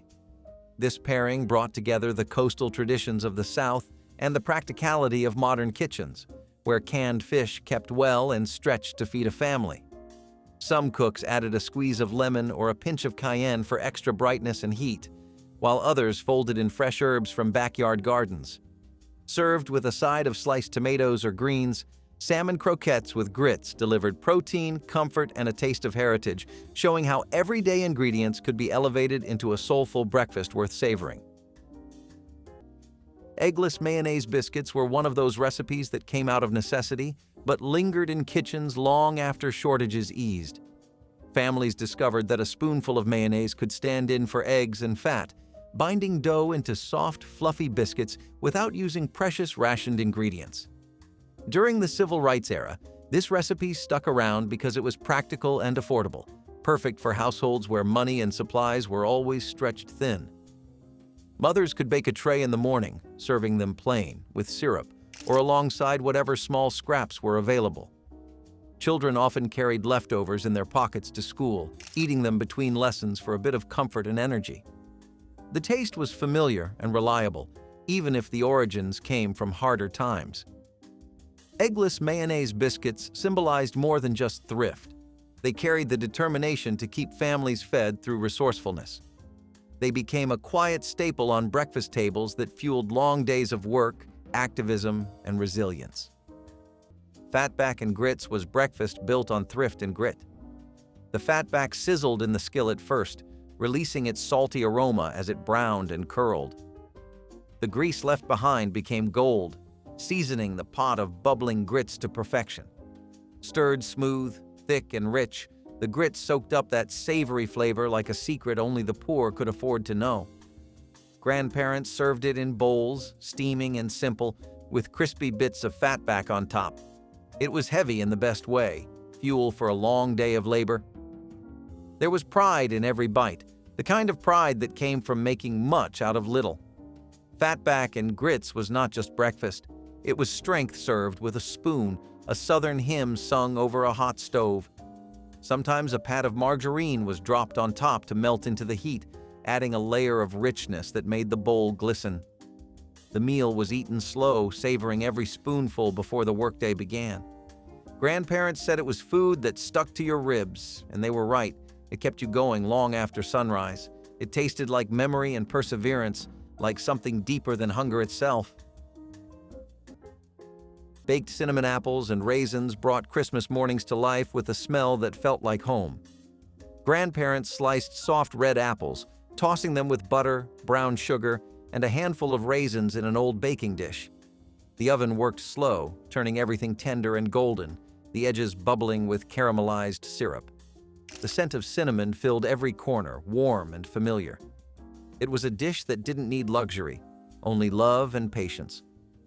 Served warm, it tasted like memory. Sweet, rich, and comforting in its simplicity. Children spooned it over biscuits or ate it plain, steam rising as they smiled through each bite. It was dessert for breakfast, comfort for cold mornings, and love disguised as thrift. Baked cinnamon apples and raisins reminded families that Christmas joy could come from the simplest things pulled from a pantry and shared with care. Salt pork gravy over bread was one of those breakfasts created from necessity, yet it tasted like something that belonged in a country diner. Grandparents would fry slices of salt pork until the fat rendered out and the meat crisped, releasing a savory aroma that meant a hearty meal was on the way. The drippings were whisked with flour and milk to create a thick, salty gravy that clung to the spoon, rich and filling despite its humble ingredients. Poured over toast or biscuits, it transformed simple bread into something warm and deeply satisfying. This was a breakfast made for long days and empty pockets, a way to stretch flavor as far as it could go. Children did not think about thrift. They just knew the gravy tasted good and made the morning feel special. The saltiness, the creaminess, and the soft bread soaking up every drop created a combination that lingered in both taste and memory. It was the kind of meal that carried families through tough times and still managed to feel generous. Even today, people who grew up with salt pork gravy remember it with a fondness that nothing else can quite match. Scrapple was the breakfast that turned thrift into art. Born in the mid-Atlantic, it began as a mix of pork trimmings, cornmeal, and spices, cooked until thick and poured into a loaf to set. Once chilled, it was sliced and fried until crisp on the outside and soft within. The result was savory, hearty, and unlike anything else, a flavor that lingered long after the plate was empty. For generations, scrapple was the farmer's first meal, eaten with eggs or syrup depending on the mood. It carried the spirit of practicality, nothing wasted, everything used. What began as a way to stretch ingredients became a tradition, one that still lives on in diners and family kitchens. Scrapple was breakfast for people who worked hard and appreciated the simple genius of turning leftovers into something extraordinary. It was humble, yes, but it was also pride in edible form. Buttermilk pancakes with cane syrup were Thanksgiving morning treats that made children feel special before the elaborate dinner. The pancakes were made from scratch using buttermilk that created tender, fluffy texture with slightly tangy flavor. Cane syrup, cheaper and more accessible than maple syrup in the South, was poured generously over stacks of golden cakes. This breakfast felt indulgent, even though the ingredients were basic pantry staples. Grandmothers made large batches, flipping pancakes on hot griddles while managing other tasks. The buttermilk's acidity reacted with baking soda, creating lightness that made each bite melt in the mouth. Children counted how many pancakes they ate, competing with siblings. Adults enjoyed them slowly, appreciating the care that went into making breakfast from scratch. Buttermilk pancakes with cane syrup represented balance between thrift and celebration. Creole shrimp omelet brought the rich flavors of the Gulf Coast to morning tables, folding tender shrimp and fresh scallions into fluffy eggs seasoned with paprika and a touch of cayenne. Shrimp were quickly sautéed with butter and garlic until just pink, then combined with beaten eggs and poured into a hot skillet. As the omelet puffed, the seafood infused the eggs with a briny sweetness that spoke of Louisiana waters. Some cooks added diced bell peppers or a spoonful of tomato sauce for extra color and depth, while others finished with a squeeze of lemon. This breakfast balanced elegance and everyday comfort, reflecting African-American culinary ties to coastal Creole traditions. Families savored the dish on special weekends or when fresh shrimp were plentiful, making breakfast feel like a celebration. The Creole shrimp omelet captured the spirit of New Orleans and the surrounding Gulf, proving that a simple egg dish could deliver vibrant flavor and a taste of Southern heritage before the day began. Molasses cornmeal custard was a dish that offered sweetness and substance while depending only on pantry staples. Families baked it by whisking cornmeal, milk, eggs when available, and molasses into a smooth mixture that thickened into a soft pudding in the oven. It was inexpensive to prepare, but filling enough to feed a household, making it a beloved breakfast or after-supper treat. The flavor was earthy and rich, with the deep sweetness of molasses carrying through each bite. Children often looked forward to it as a rare indulgence in households where desserts were not common. Adults valued it for its practicality, since it used cheap ingredients that could stretch for days. Molasses cornmeal custard represented thrift, but it also carried warmth and a sense of care, showing how families turned necessities into moments of comfort. It became part of the memory of kitchens during times of struggle, a dish that balanced scarcity with sweetness. Rice and sugar with evaporated milk was the sweet salvation of the empty pantry. When fresh milk was gone and the cupboard was bare, grandparents turned leftover rice into breakfast magic. A little sugar, a splash of canned milk, and a stir over the stove brought it all together. The smell was soft, like sweetness and hope combined. It was warm and creamy, simple but satisfying, a meal that wrapped the stomach in comfort. Kids loved it because it felt like dessert, even when it was dinner from the night before reborn. Grandparents called it rice pudding without the fuss. It tasted like kindness and invention, like the beauty of never wasting what little you had. It was proof that love and survival could fit in a single bowl. Fried salt pork with gravy over toast was Thanksgiving morning protein using preserved meat to create richness families couldn't afford fresh. Salt pork, the preserved fatback that lasted months without refrigeration, was sliced thin and fried until crispy in cast-iron skillets. The rendered fat was used to make gravy by adding flour and milk, creating creamy sauce poured over toasted bread. This breakfast provided essential calories and fat, helping families survive cold mornings before central heating. The salt pork was economical because it used pig parts preserved through salting to last through seasons. Grandmothers kept slabs in cool places, slicing off pieces as needed. The gravy stretched the meat to feed larger groups, with toast soaking up every drop. Children learned to appreciate this combination. Adults valued how the breakfast delivered energy without requiring fresh meat purchases. Salt pork with gravy was honest nourishment, proving preserved foods could create satisfaction. Fried potatoes and onions, or home fries as many called them, were the true breakfast of yesterday's leftovers. Cold potatoes from dinner were sliced thin and tossed in a skillet with sizzling butter or lard. Onions followed, their sweetness blooming as they browned. The two cooked together until the edges crisped and the smell filled the kitchen with comfort. Salt, pepper, maybe a pinch of paprika. That was all they needed. Each forkful was smoky and soft, full of the flavor that only time and care could give. It was food for early risers and late sleepers alike, eaten from chipped plates at wooden tables. Home fries were the definition of resourcefulness. Nothing wasted. Everything transformed. Served with eggs or just on their own, they carried the quiet satisfaction of a meal made from yesterday's effort.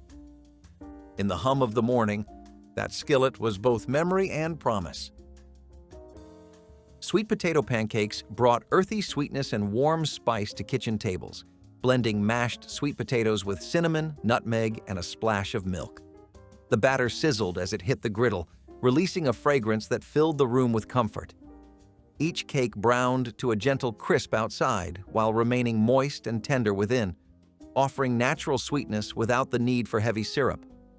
Many families grew their own sweet potatoes, making these pancakes a natural way to use the harvest through cooler months. Some cooks stirred in chopped pecans for a nutty crunch, while others added a hint of ginger for extra warmth. Served with a dollop of butter or a drizzle of cane syrup, sweet potato pancakes became a Saturday morning favorite, reminding everyone of autumn fields and family traditions. This dish honored the African-American love for root vegetables and the creativity of home cooks who turned humble ingredients into breakfast plates bursting with flavor and cultural memory. Fried bologna on white bread was one of the most common breakfasts for working families during the civil rights era. Bologna was affordable, and frying it in a skillet brought out flavor and made it feel more substantial. Layered on soft white bread with mustard or hot sauce, it became a sandwich that was cheap, quick, and filling. For children, it was often packed as lunch, but for adults, it was breakfast before long shifts in fields, factories, or offices. The salty, savory taste was familiar and comforting, even if it came from one of the cheapest meats available. Fried bologna sandwiches symbolized both thrift and practicality, reflecting the reality of what many households relied on to get by. They were humble, but they carried enough strength to power people through demanding days.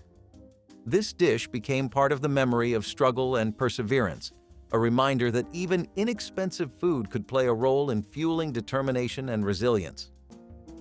Leftover rice pancakes were the invention of hungry mornings. Cold rice mixed with flour, egg, and a little sugar turned into batter, then fried into soft golden cakes.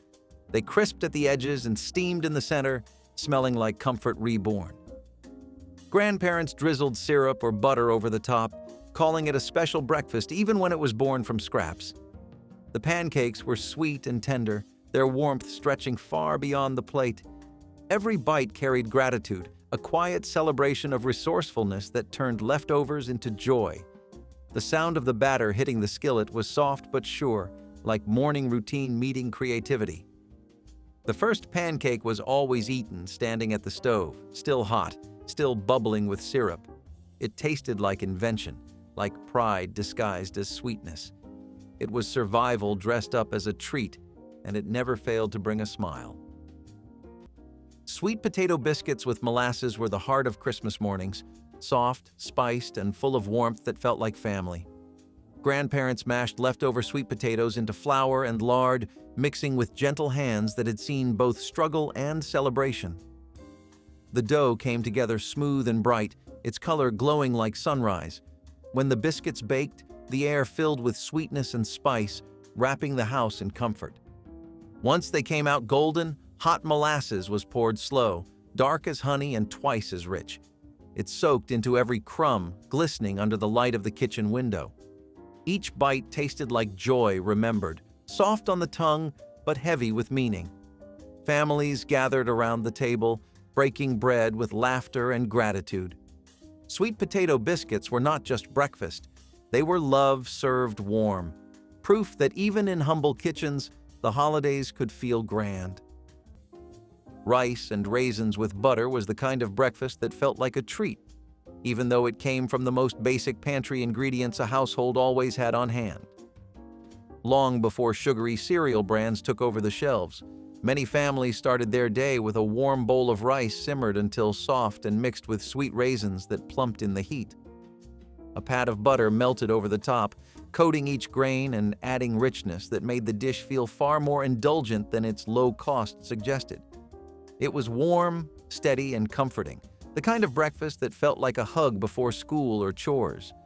Grandparents made it because rice was cheap, raisins lasted forever in a jar, and butter brought everything together in a way that tasted wholesome and familiar. Some added a sprinkle of sugar, others a dash of cinnamon, but most kept it simple, letting the steam rise like a quiet morning ritual. The flavor was gentle, the sweetness mild, and the bowl always seemed to disappear faster than expected. For many families, this dish was tied to winter mornings, cold floors, and the feeling of being cared for before the day even started. Even today, people who grew up with rice and raisins remember the way it filled the house with warmth and made them feel ready for anything.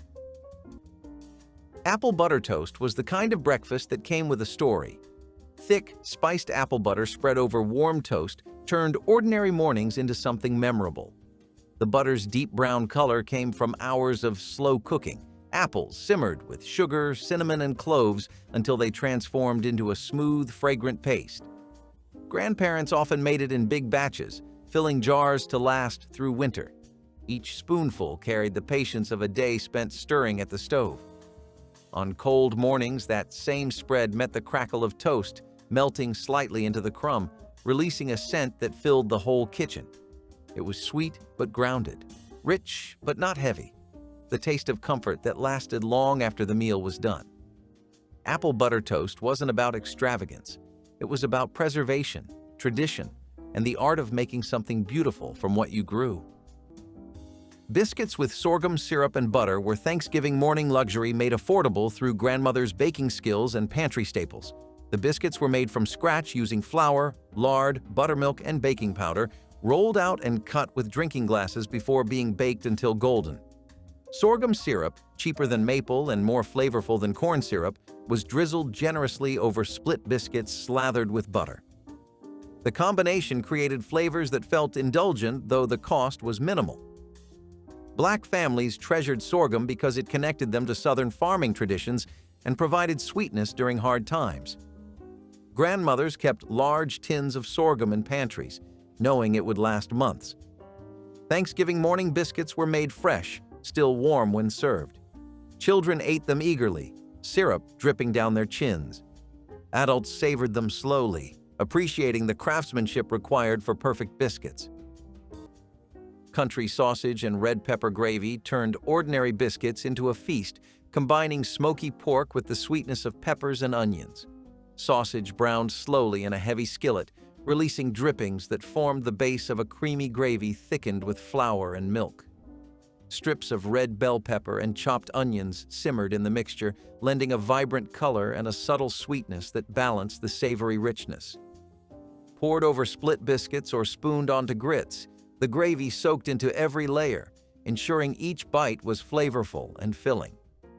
In African American kitchens of the 1970s, this dish represented comfort and abundance, a way to stretch a small amount of meat into a meal for the entire family. Some cooks added a touch of crushed red pepper for gentle heat, while others served sliced tomatoes alongside for freshness. Country sausage and red pepper gravy brought together bold taste and home-style satisfaction, making mornings feel special even on the busiest days. Lard-fried corn pones were the kind of breakfast that stuck to your ribs and carried you through long hours of work or school. These dense corn patties were mixed from cornmeal, water, and a pinch of salt before being fried golden in sizzling lard. The flavor was simple but deeply satisfying, with the crisp edges giving way to a soft interior that felt hearty in every bite. For families with little to spare, corn pones were portable and cheap, making them an everyday staple as well as a meal to take out into the fields. Children often carried them wrapped in cloth, while adults relied on them with strong coffee to start their mornings. They were versatile too, eaten plain, dipped in molasses, or even crumbled into buttermilk for a different kind of breakfast. Lard-fried corn pones were never fancy, but they were dependable, and that made them unforgettable. They represented resourcefulness and strength, the kind of food that reflected both necessity and comfort in kitchens where nothing went to waste. Blackstrap molasses porridge was strong, bitter, and full of life. Grandparents stirred it thick over a slow flame, blending cornmeal, milk, and a spoonful of molasses until it darkened like caramel. The taste was deep, sweet with a bite of iron, a tonic for tired bones and empty cupboards. It was the kind of breakfast that gave strength more than comfort, a reminder that food could heal as much as it could fill. The steam rose slow and sweet, wrapping the room in the scent of perseverance. Each spoonful was medicine disguised as sustenance, a ritual that kept hearts and hands working through the hardest mornings. Some mornings it was thinned with water, other times thick enough to hold a spoon upright. Grandparents ate it quietly, knowing it would carry them through the day. It was survival served in a bowl, humble but powerful, like endurance made edible. Hog maw and potatoes was a breakfast that carried both weight and flavor for households that needed energy for the day ahead. Hog maw, or hog stomach, was cleaned carefully, seasoned, and slow-cooked until tender. Potatoes were added to the pot, soaking up the rich broth and spices as they simmered together. The result was a dish that was hearty, savory, and deeply satisfying, often eaten in large portions to provide strength before long hours in the fields or factories. Though not a delicacy, it was respected because it made use of parts of the hog that otherwise might have been discarded. The combination of meat and potatoes provided both protein and comfort, ensuring that families started their mornings with something filling. Hog maw and potatoes reflected resilience, turning less desirable cuts into meals that carried pride and tradition. Though it is rarely seen on tables today, it once served as a dependable morning staple. Butter sugar toast was the quick, sweet breakfast many children rushed toward before school, made from nothing more than bread, butter, and a sprinkle of sugar. Grandparents spread the butter all the way to the edges, making sure every bite would melt just right. The toast warmed the sugar until it softened slightly, creating a delicate crunch that felt almost like a treat. It was simple, fast, and inexpensive, yet it tasted like something far more indulgent. For many children, this was the breakfast they could hold in one hand while tying their shoes with the other. It tasted like busy mornings, like running out the door with crumbs on your shirt, like the gentle love of someone who wanted you fed. Even when there was no time, butter sugar toast may be overlooked today, but the memory of it still lingers for anyone who grew up on its warm sweetness. Sausage patties with fried apples made mornings feel rich, even when the pantry was bare. The sausage sizzled in a skillet, its fat spitting softly, while the kitchen filled with the smell of spice and salt. Apples, sliced thin, were dropped into the same pan afterward, soaking up the drippings until their edges caramelized. The result was a perfect balance of flavors: smoky meat and sweet fruit, savory and soft. Served side by side, they made an unlikely pair that just worked. The meal was hearty, comforting, and practical. 2 ingredients stretched to feed many. It was the kind of breakfast that fueled both body and heart, reminding families that creativity was the secret to good cooking. Every bite told a story of resourcefulness, of turning what you had into something worth remembering. Sometimes a touch of cinnamon or brown sugar was added to the apples, the sweetness blending with the sausage's spice to make every forkful unforgettable. It was a dish that filled bellies and lifted moods, proof that food didn't need luxury to feel abundant. This pairing of opposites, salt and sugar, crisp and soft, became a symbol of balance in the Southern kitchen. It was comfort on a plate, built from simple genius and the magic of making do. Oatmeal sweetened with brown sugar and butter was Thanksgiving morning warmth that stuck to ribs and provided lasting energy. The oatmeal was cooked slowly with water or milk until thick and creamy, then sweetened with brown sugar that melted into caramel sweetness. A pat of butter stirred and added richness. This breakfast was economical because oats were cheap, filling, and lasted through cold mornings. In Black households where children needed fuel before the day's activities, oatmeal provided complex carbohydrates that released energy slowly. Grandmothers cooked large pots, serving bowls to everyone gathered around the table. Children might have preferred sweet treats, but learned to appreciate oatmeal's comforting warmth. Adults valued how the simple bowl kept hunger at bay for hours. Oatmeal with brown sugar and butter represented practical nutrition that didn't require expensive ingredients but still tasted good. Okra and tomato breakfast stew offered a savory morning alternative that celebrated the summer garden's best. Fresh okra pods were sliced and simmered with ripe tomatoes, onions, and a hint of garlic until the vegetables softened into a flavorful broth. The natural thickening quality of okra gave the stew a gentle body, making it perfect for ladling over warm cornbread. Some families added smoked sausage or a pinch of cayenne for a heartier dish, while others kept it purely vegetarian, letting the vegetables shine. Served steaming hot, it filled the kitchen with a scent both earthy and bright, reminding everyone of harvest days and backyard gardens. Okra and tomato breakfast stew reflected African American traditions of making the most of seasonal produce, proving that breakfast could be savory, sustaining, and deeply tied to the land. It invited families to gather early and savor the simple pleasure of fresh vegetables cooked with care and served with love. Homemade syrup sandwiches were one of the quickest breakfasts for children heading to school or adults heading to work. A slice of bread was spread with cane syrup or sorghum, then topped with another slice and eaten on the go. It was sticky, sweet, and satisfying, even if it was far from fancy. Families leaned on it because it was cheap, easy, and gave just enough energy to last until the next meal. For children, it often felt like a treat, even when it was born out of necessity. Adults remembered it as a sign of thrift, proof that households made do with what they had. Homemade syrup sandwiches were a dish of survival and memory, tied to the realities of life in communities that faced both economic and social hardship. They symbolized not only sweetness in lean times, but also the determination to keep moving forward each morning, fueled by the simplest of meals. Sorghum syrup biscuits were the sweet glue of country mornings, simple yet divine. Grandparents mixed flour, lard, and milk, cutting the dough by hand and baking it until the tops turned golden. While the biscuits rose, the sorghum syrup sat warming on the stove, thick, dark, and sticky as the sun coming up. Sorghum was cheaper than sugar and easier to find, made from local cane that families often grew themselves. When the biscuits came out, steaming and soft, a drizzle of syrup transformed them into luxury. The smell filled the room, earthy, rich, and pure. Kids licked their fingers, and adults smiled quietly, knowing this was a taste of home.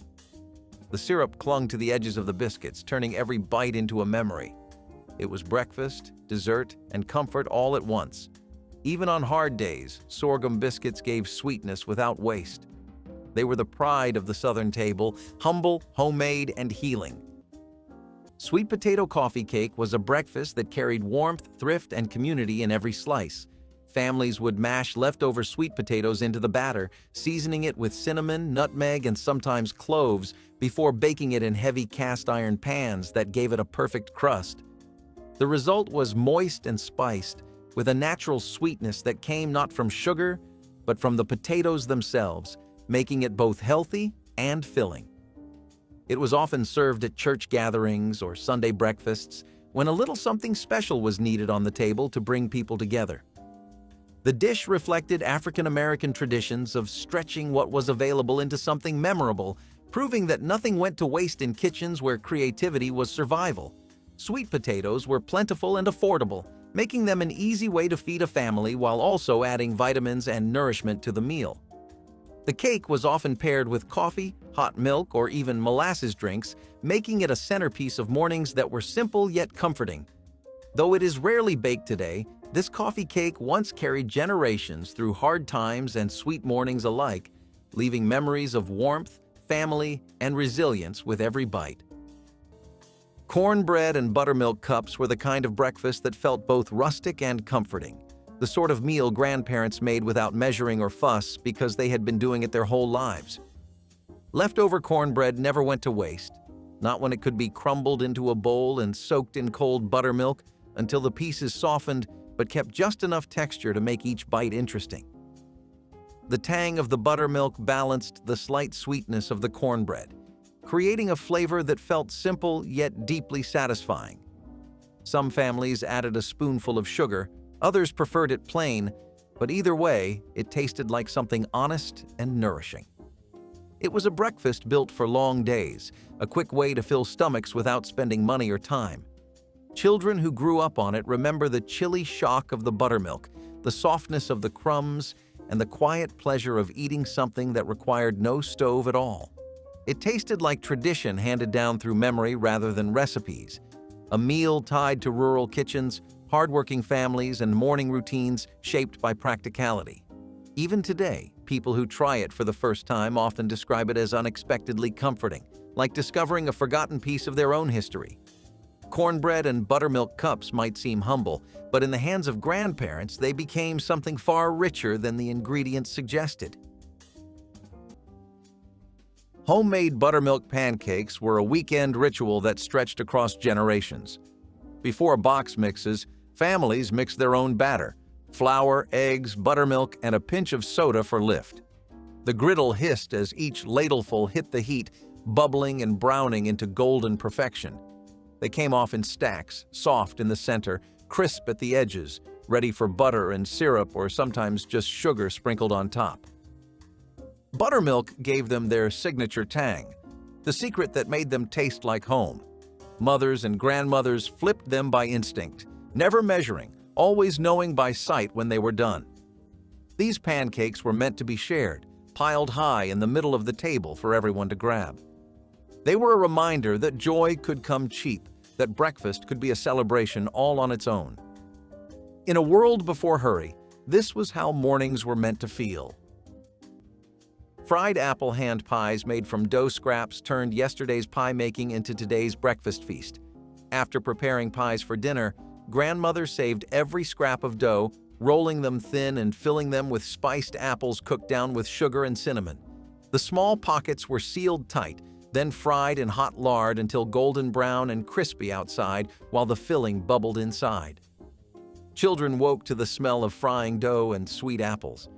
These hand pies were portable, perfect for eating while helping with preparations. The cost was nearly nothing since they used scraps that would otherwise be discarded, proving waste not wisdom. Families made dozens, stacking them on plates covered with towels to stay warm. Adults paired them with strong black coffee while children drank milk. Fried apple hand pies weren't about elegance, but making joy from leftovers. They represented creativity that turned scarcity into celebration. Molasses oatmeal filled kitchens with the deep aroma of blackstrap sweetness, offering an iron-rich start that was both frugal and indulgent. Old-fashioned oats simmered slowly in milk or water until creamy, then received a generous spoonful of thick sorghum or blackstrap molasses. The dark syrup melted into the oats, tinting them a warm brown and adding a flavor both smoky and sweet. Many families used molasses not only for its taste, but also for its mineral strength, a natural source of iron and energy. Some sprinkled chopped nuts or sliced bananas on top for extra texture, while others added a pinch of cinnamon for gentle spice.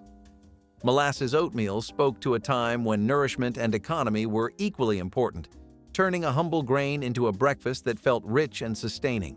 It remained a quiet favorite of African American households, a reminder that even the simplest bowls could carry history, health, and the comforting weight of tradition with every spoonful.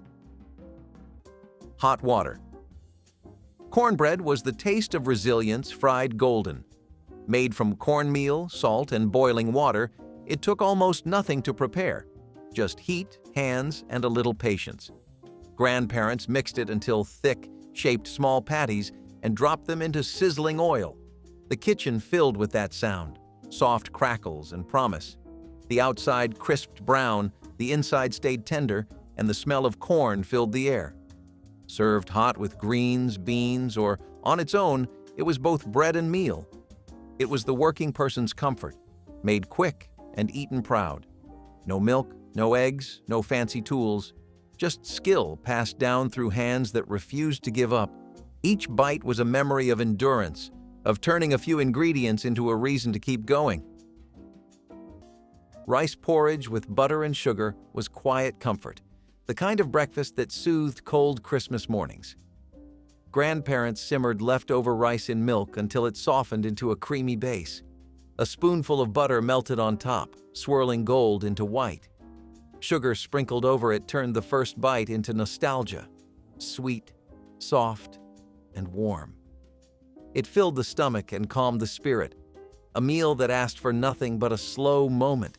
Some added cinnamon, others raisins, but the magic was in the simplicity. It was food that wrapped you up like a blanket, reminding you that even leftovers could feel like luxury when made with love. Families sat close, sharing stories between bites, steam rising from their bowls. Rice porridge with butter and sugar wasn't loud or showy, it was memory itself, humble and full of grace. Sorghum syrup on hot biscuits was a rural breakfast tradition rooted in the fields and farms where sorghum was grown and milled long before maple syrup ever became common. The syrup was thick, earthy, and rich, with a sweetness that felt deeper than sugar. Grandparents would split open hot biscuits, steam rising, and drizzle sorghum across the soft center until it glistened. The flavor was bold and comforting, slightly smoky, and entirely unique. It tasted like the land itself, like seasons of harvest and the steady work of hands that knew how to make every ingredient count. Biscuits with sorghum were inexpensive, filling, and quietly indulgent in their own rustic way. Families loved them because the syrup lasted long, cost little, and carried the taste of home. Even today, those who grew up with sorghum syrup remember its distinct sweetness with a kind of affection that never fades. Fried cornmeal cakes were the working man's pancakes, crisp at the edges, tender in the middle, and made from the same cornmeal that showed up at every Southern table. Mixed with milk, eggs, and a little salt, the batter went into a hot skillet and came out golden and bubbling. They could be eaten plain or drizzled with syrup, honey, or even a little molasses depending on what was in the pantry. The smell of frying cornmeal was unmistakable, sweet and nutty, a scent that meant comfort was close. These cakes filled stomachs and hearts alike, simple enough for every day but special enough to remember. They were the breakfast of farmers, laborers, and children who learned that love came in humble servings. Fried cornmeal cakes didn't just feed, they fortified, reminding everyone that a good day started with something made by hand. Cornmeal mush with sorghum butter filled stomachs and provided sustained energy for the long cooking day ahead. The mush was made by slowly cooking coarse cornmeal in water or milk until it thickened into smooth porridge, stirred constantly to prevent lumps. Sorghum butter came from beating softened butter with dark sorghum syrup until it turned golden and spreadable, creating sweetness without expensive sugar. Served hot in bowls with generous dollops melting on top, this breakfast cost pennies but delivered warmth. In rural homes where money was tight but corn was abundant, this dish appeared regularly on Thanksgiving morning. Grandmothers understood that starting with hot food meant children would be patient while the feast was prepared. The cornmeal's earthy flavor balanced perfectly with sorghum's deep molasses notes. Families ate in shifts, with the cook eating last. This wasn't deprivation, but resourcefulness transformed into tradition. Field pea and rice hash turned a simple pot of peas into a hearty breakfast that fueled long days with ease. Black-eyed peas were simmered with onions, garlic, and a little smoked meat until tender, then spooned generously over steaming white rice. The flavors melded into a comforting bowl of earthy beans and fluffy grains that filled stomachs and lifted spirits. In the 1970s, this dish connected generations, recalling the Hoppin' John traditions of New Year's Day, while serving as an everyday morning staple in many African American homes. Some families stirred in hot peppers for a gentle heat, while others finished with a drizzle of pepper vinegar for brightness. Field pea and rice hash proved that a few inexpensive ingredients could yield both nourishment and rich flavor, keeping families strong and satisfied. It celebrated agricultural roots and the creativity of cooks who understood that true comfort comes from a well-seasoned pot and the love shared around the breakfast table. Cracklin' cornbread was a dish that brought a little joy and extra nourishment to the table, especially during times of struggle. Made by folding pork cracklings into traditional cornbread batter, it added both protein and crunch to a meal that was usually simple. Pork skins and fat were cheap and rarely wasted, and incorporating them into cornbread gave households a way to make breakfast more sustaining. Served hot from the skillet, cracklin' cornbread was filling enough to carry families through demanding days. It became a staple for marches, farm work, or long hours in factories, offering both flavor and strength. Children remembered the satisfying crunch, while adults valued the resourcefulness that turned scraps into sustenance. Cracklin' cornbread reflected a deeper story about resilience, showing how families took pride in making the most of what they had. More than just food, it symbolized unity at the table and fuel for the struggles ahead, keeping spirits alive through its warmth and heartiness. Cornmeal mush with syrup was the quiet hero of survival mornings. Grandparents stirred cornmeal into boiling water, whisking until it thickened into a soft, golden porridge that clung to the spoon. It was plain, almost too simple, but it filled bellies when nothing else could. When cane syrup was poured over the top, it transformed into something tender and sweet, a small comfort against hard times. The smell was faint but familiar, warm like a blanket on a cold kitchen table. Some ate it hot, others let it cool and slice it to fry later, crisp on the outside and creamy inside. It was a meal that asked for patience, not ingredients. The syrup shone in the morning light, sticky and rich, turning hardship into flavor. Grandparents called it humble food, but it held dignity in every bite. It reminded families that even the simplest grain could carry love, survival, and pride when stirred by steady hands. Salmon croquettes and grits were the Christmas breakfast that made everyone feel rich, even when times were lean. Grandparents opened a can of salmon, mixed it with onions, cornmeal, and a little egg, then shaped it into perfect patties. They fried them in a cast-iron skillet until golden, the edges crisp and crackling. The smell was buttery and bold, filling the air with promise. Served over creamy, slow-cooked grits, the croquettes glistened under a drizzle of hot sauce or melted butter. It was a meal that spoke of care and ingenuity, turning pantry staples into celebration. The first bite melted between salt and comfort, smoky fish meeting the silk of the grits. It was both breakfast and blessing, the kind that stayed in memory long after the plates were cleared. On Christmas morning, it reminded families that joy didn't come from wealth, but from the love stirred into the skillet. We never realized mattered? Fried cornmeal mush with syrup was one of those breakfasts that quietly carried families through the hardest decades, long before boxed cereal took over the mornings. A pot of mush would be cooked and thickened the night before because nothing could go to waste, and cornmeal was one of the cheapest staples you could rely on. By sunrise, it would be firm enough to slice, each piece hitting the skillet with that gentle hiss that meant breakfast was truly beginning. The outside browned until crisp, while the inside stayed soft, warm, and steady, making every bite feel both hearty and familiar. When syrup was poured over those golden slices, it turned the humble dish into something sweet and comforting, the kind of sweetness that did not need to be fancy to feel special. Grandparents made this because it filled bellies, stretched ingredients, and tasted like something far richer than it really was. Children did not think about thrift or struggle, they just knew it tasted like love served on a plate. Fried mush might look simple today, but its roots run deep in memory, in resilience, in the way older generations held families together one skillet breakfast at a time. Even now, one bite brings back chilly mornings, warm kitchens, and the soft scrape of a metal spatula flipping a slice just right. Fried apples and biscuits turned simple fruit into a morning celebration.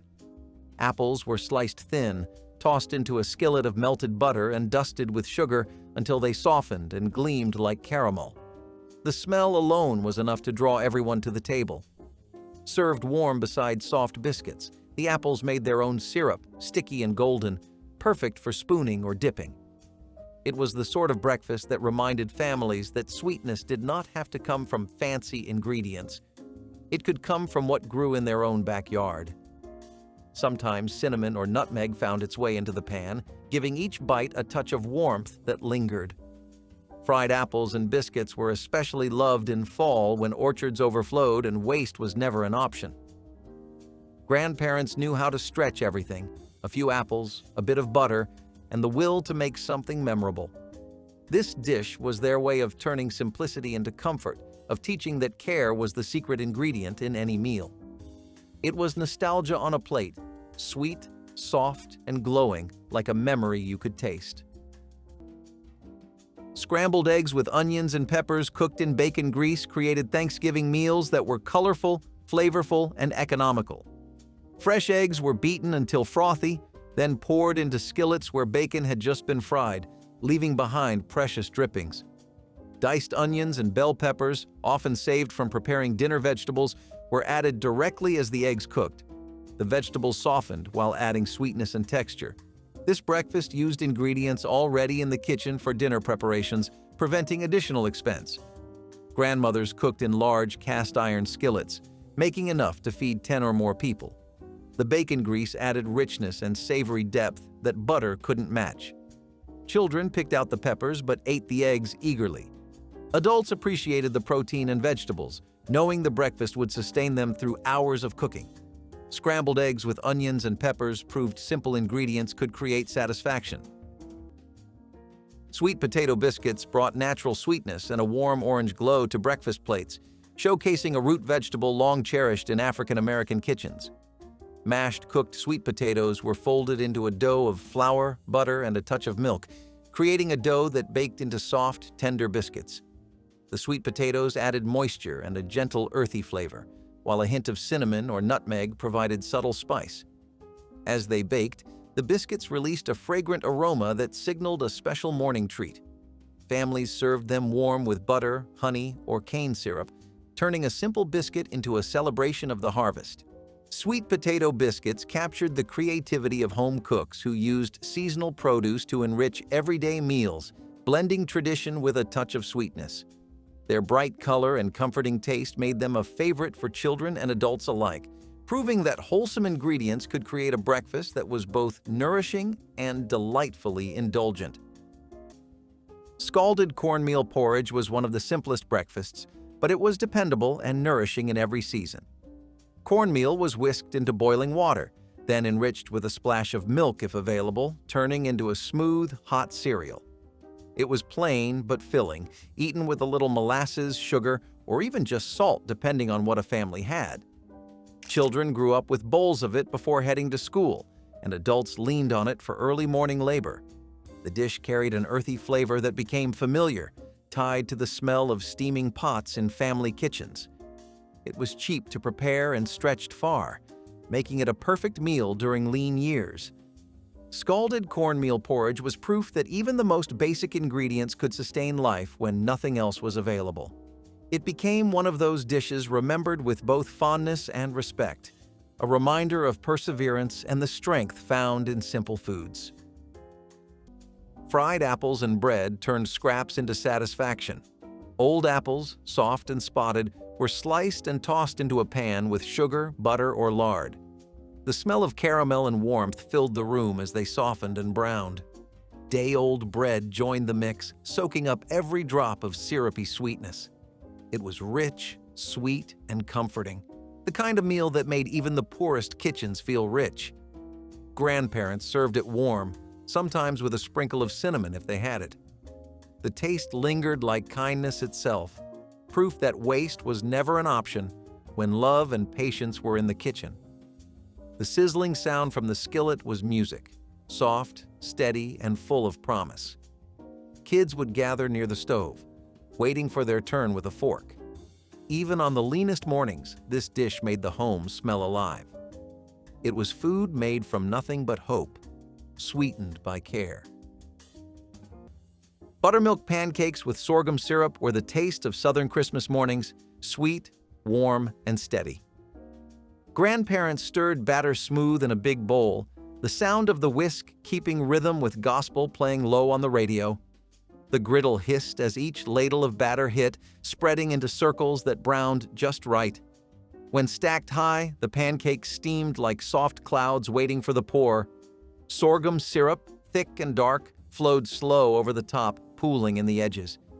Its taste was deep, old-fashioned, with hints of caramel and smoke. Families gathered sleepy-eyed around the table, watching the syrup drip and laughing softly at the morning quiet. Every forkful was sweet and grounding, comfort that didn't need decoration. Pancakes were never just pancakes. They were a small promise of good things ahead, a Christmas tradition that spoke of love more than luxury. Hot water cornbread breakfast cakes were the quick morning version of a beloved staple that had already lived lifetimes in African American kitchens. A bowl of cornmeal mixed with boiling water created a dough that came together almost instantly, proving that good food did not need complicated steps or expensive supplies. Grandparents shaped the dough with their hands, patting each cake gently before laying it into the skillet where it sizzled and tightened into a crisp golden edge. These smaller breakfast cakes were eaten warm, often with a smear of jam, a drizzle of honey, or just a little butter melting across the top. The texture was dense but soft, hearty but still light enough to enjoy early in the morning. It tasted like home, like tradition, like something passed down not through written recipes but through practiced hands that knew exactly how the batter should feel. These cakes made mornings easier, faster, and far more delicious than anyone expected from such simple ingredients. Children loved them because they felt like little treats, bite-sized comforts that fit perfectly into small hands. Adults loved them because they stretched the pantry and kept everyone fed without fuss or cost. Hot water cornbread breakfast cakes were proof that a skillet, some cornmeal, and a steady hand could create something unforgettable day after day. Fried bologna sandwiches were born from necessity, but remembered for love. Thick slices of bologna hit a hot skillet and curled at the edges, sizzling in their own fat until browned and crisp. A fried egg or a slice of cheese might join the sandwich if luck allowed, but even plain, it was perfection.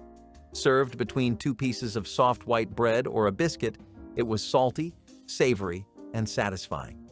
This was the kind of breakfast that did not apologize for being simple. It was fuel for long days, a way to stretch a few cents into something hearty.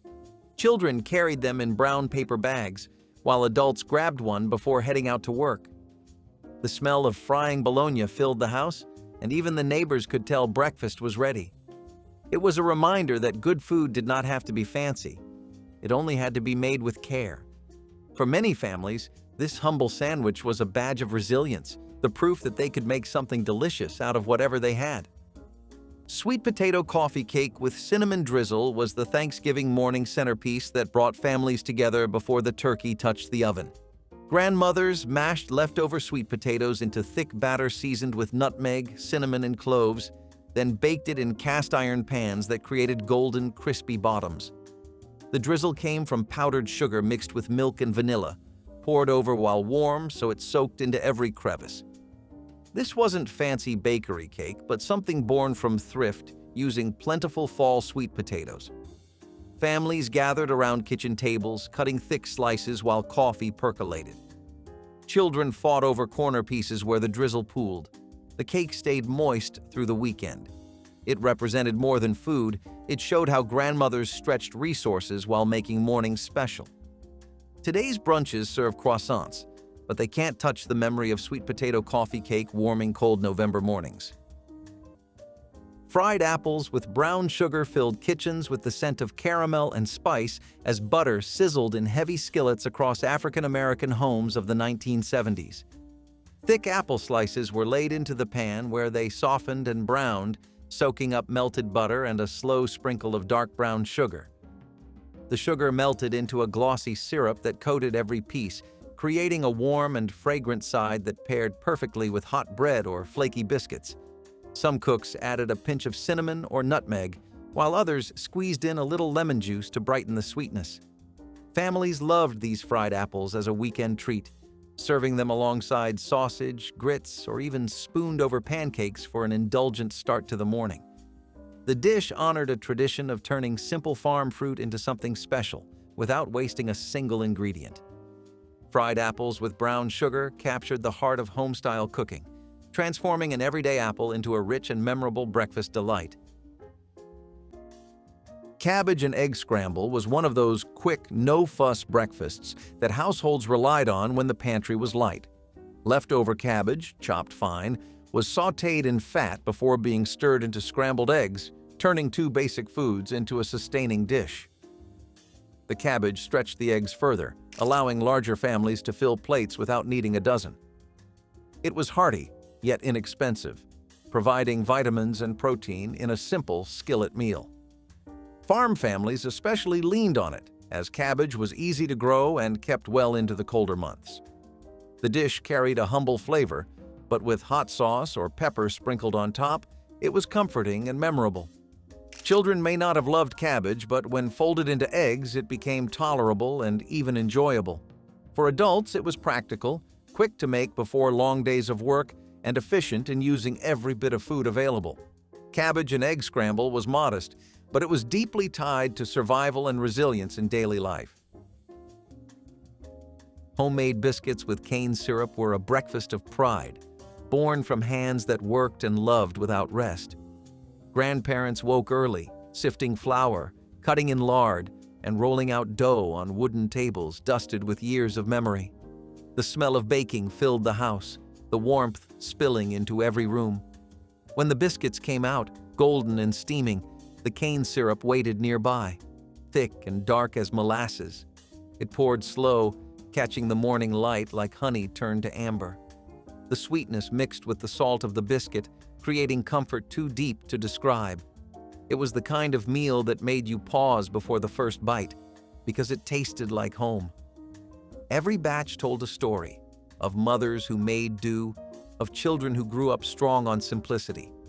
There was joy in its repetition, in the rhythm of making something real from so little.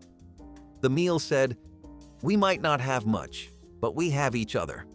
And that was enough. The sound of the oven door closing, the clink of a butter knife, the hush that followed the first bite, all of it became part of the morning ritual.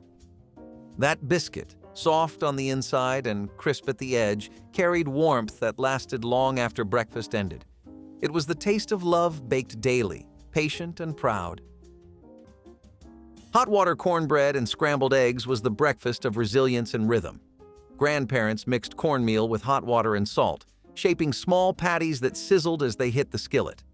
Crisp on the outside, soft inside, they were fried until golden brown. The eggs cooked beside them, fluffy, warm, and bright yellow against the dark cast iron. The smell of the two together filled the kitchen with home.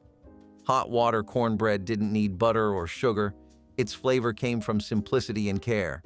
Eaten with eggs and maybe a dab of syrup, it felt like peace on a plate.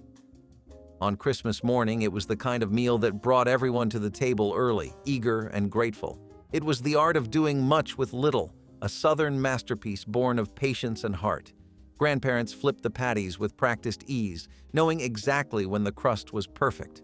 The sound of frying filled the kitchen, steady as a heartbeat. Every bite tasted like history and hope. Humble ingredients turned into something lasting and proud.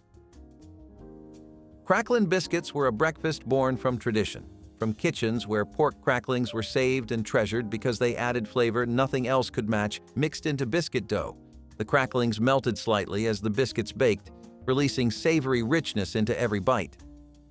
Grandparents made these biscuits with steady hands and an understanding of how to stretch ingredients while still creating something deeply satisfying.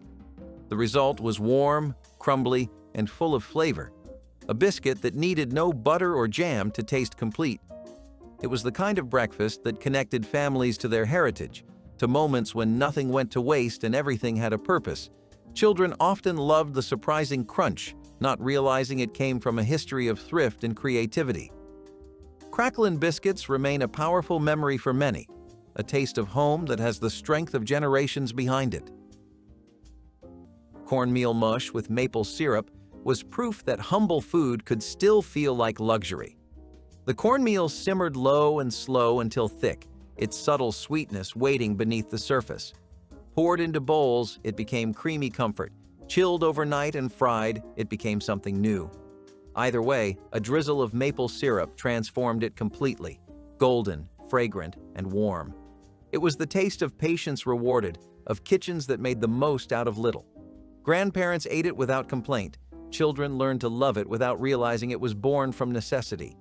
The syrup soaked into every bite, blending with the corn's earthiness until it became something deeply satisfying. In hard times, it was survival. In better ones, it was nostalgia. Cornmeal mush reminded families that gratitude could be sweet, especially when poured warm from a jug and shared around the table. Some cooks stirred in butter or milk to make it richer, while others poured it into loaf pans and sliced it for frying the next day. It was a dish that shifted effortlessly between breakfast and supper, proof that versatility was the heart of thrift.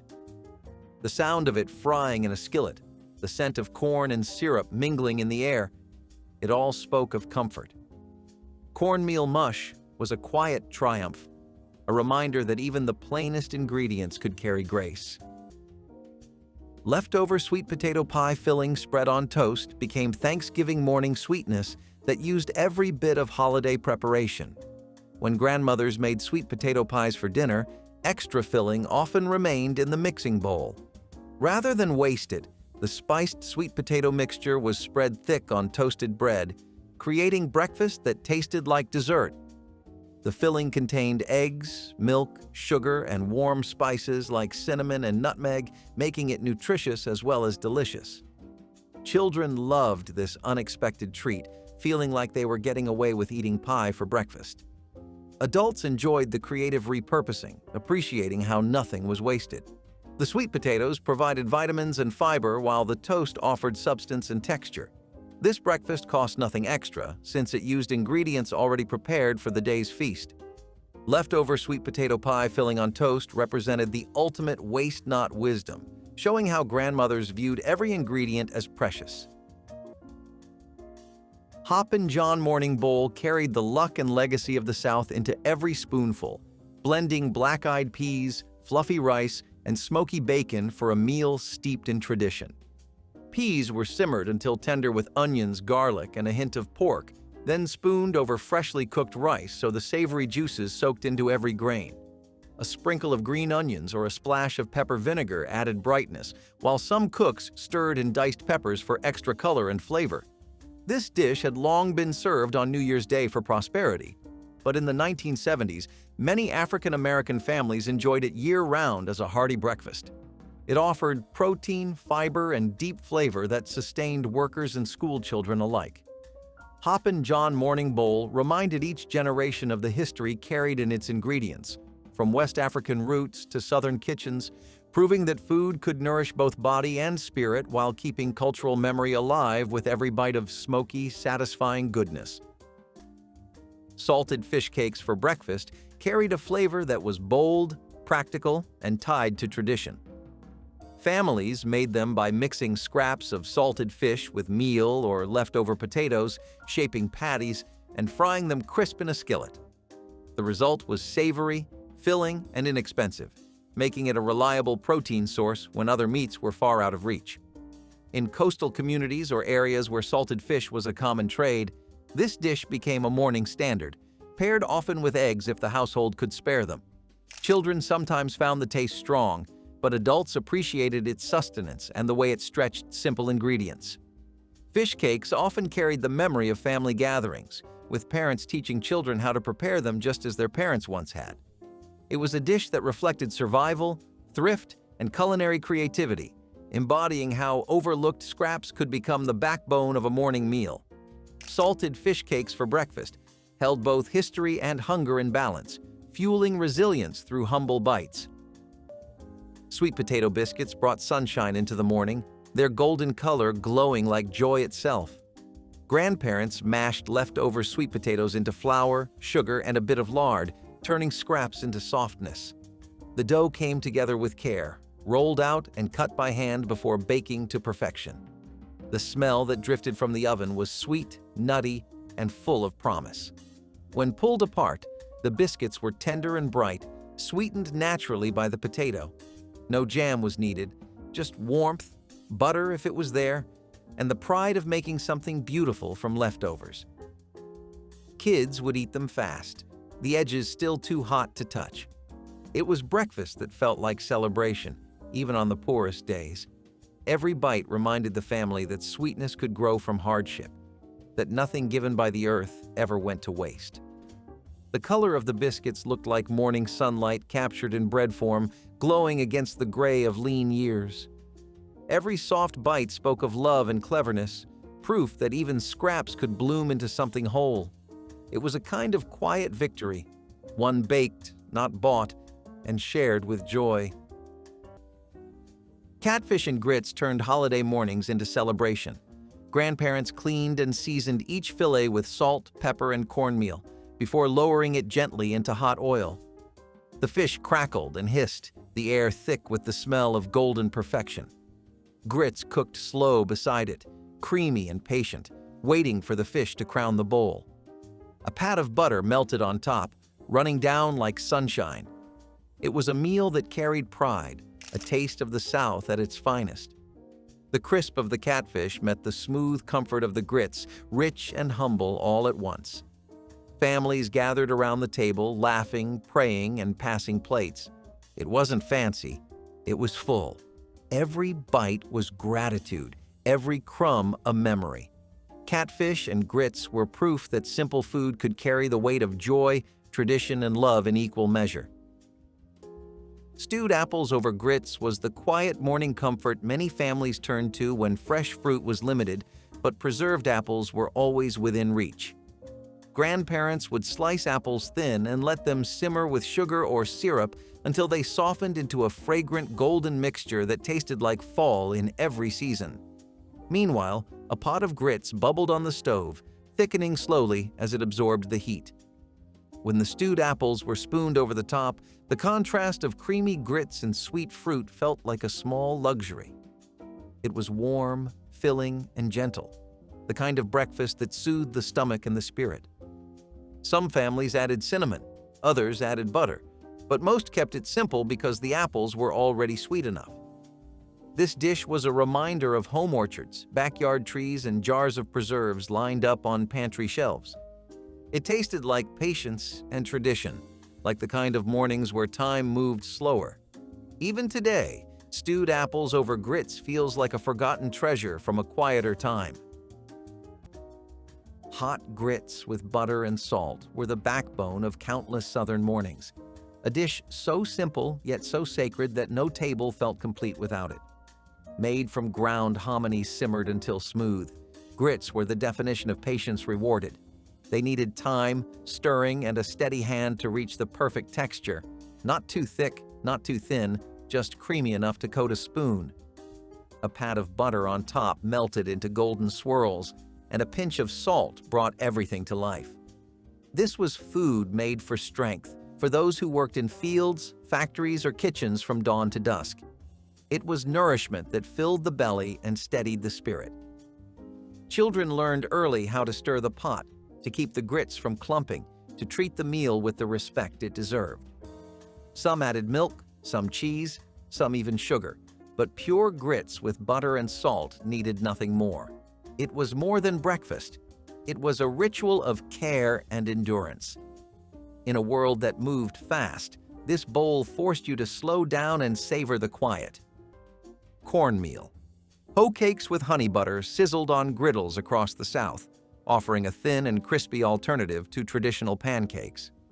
Finely ground cornmeal was whisked with hot water and a pinch of salt, then spooned onto a greased skillet where it cooked to a golden brown. The edges crisped while the center stayed tender, creating a satisfying contrast in every bite. A pat of soft butter blended with golden honey melted over the warm cakes, adding sweetness that complemented the rustic corn flavor. Hoe cakes were beloved for their simplicity and speed, perfect for busy mornings or serving alongside eggs and greens. African-American cooks carried this tradition from farm kitchens to city apartments, showing how a few ingredients could become a breakfast favorite. Children loved them plain, while adults enjoyed the gentle sweetness of honey butter that pooled across the hot surface. Cornmeal hoe cakes with honey butter proved that the humblest grains could shine when cooked with skill, care, and a sense of history. Cold cornbread in milk was often called the poor man's cereal, but it was more than a label. It was a lifeline. Day-old cornbread, often too dry to eat on its own, was crumbled into bowls and covered with milk or buttermilk, creating a filling meal that could be eaten quickly before school or work. For children, it was breakfast. For adults, it was sometimes supper, proving its versatility. It carried a tangy, comforting flavor that became familiar in many Southern households. What made it special was not the taste alone, but the reminder that nothing was wasted, not even stale bread. In communities with little to spare, this dish represented survival and practicality. Cold cornbread and milk was part of the rhythm of daily life, a dish that carried generations through hard times and into mornings of determination. Even with its simplicity, it gave people what they needed to keep going during days that demanded courage and endurance. Red-eye gravy and biscuits gave breakfast a bold, bitter soul.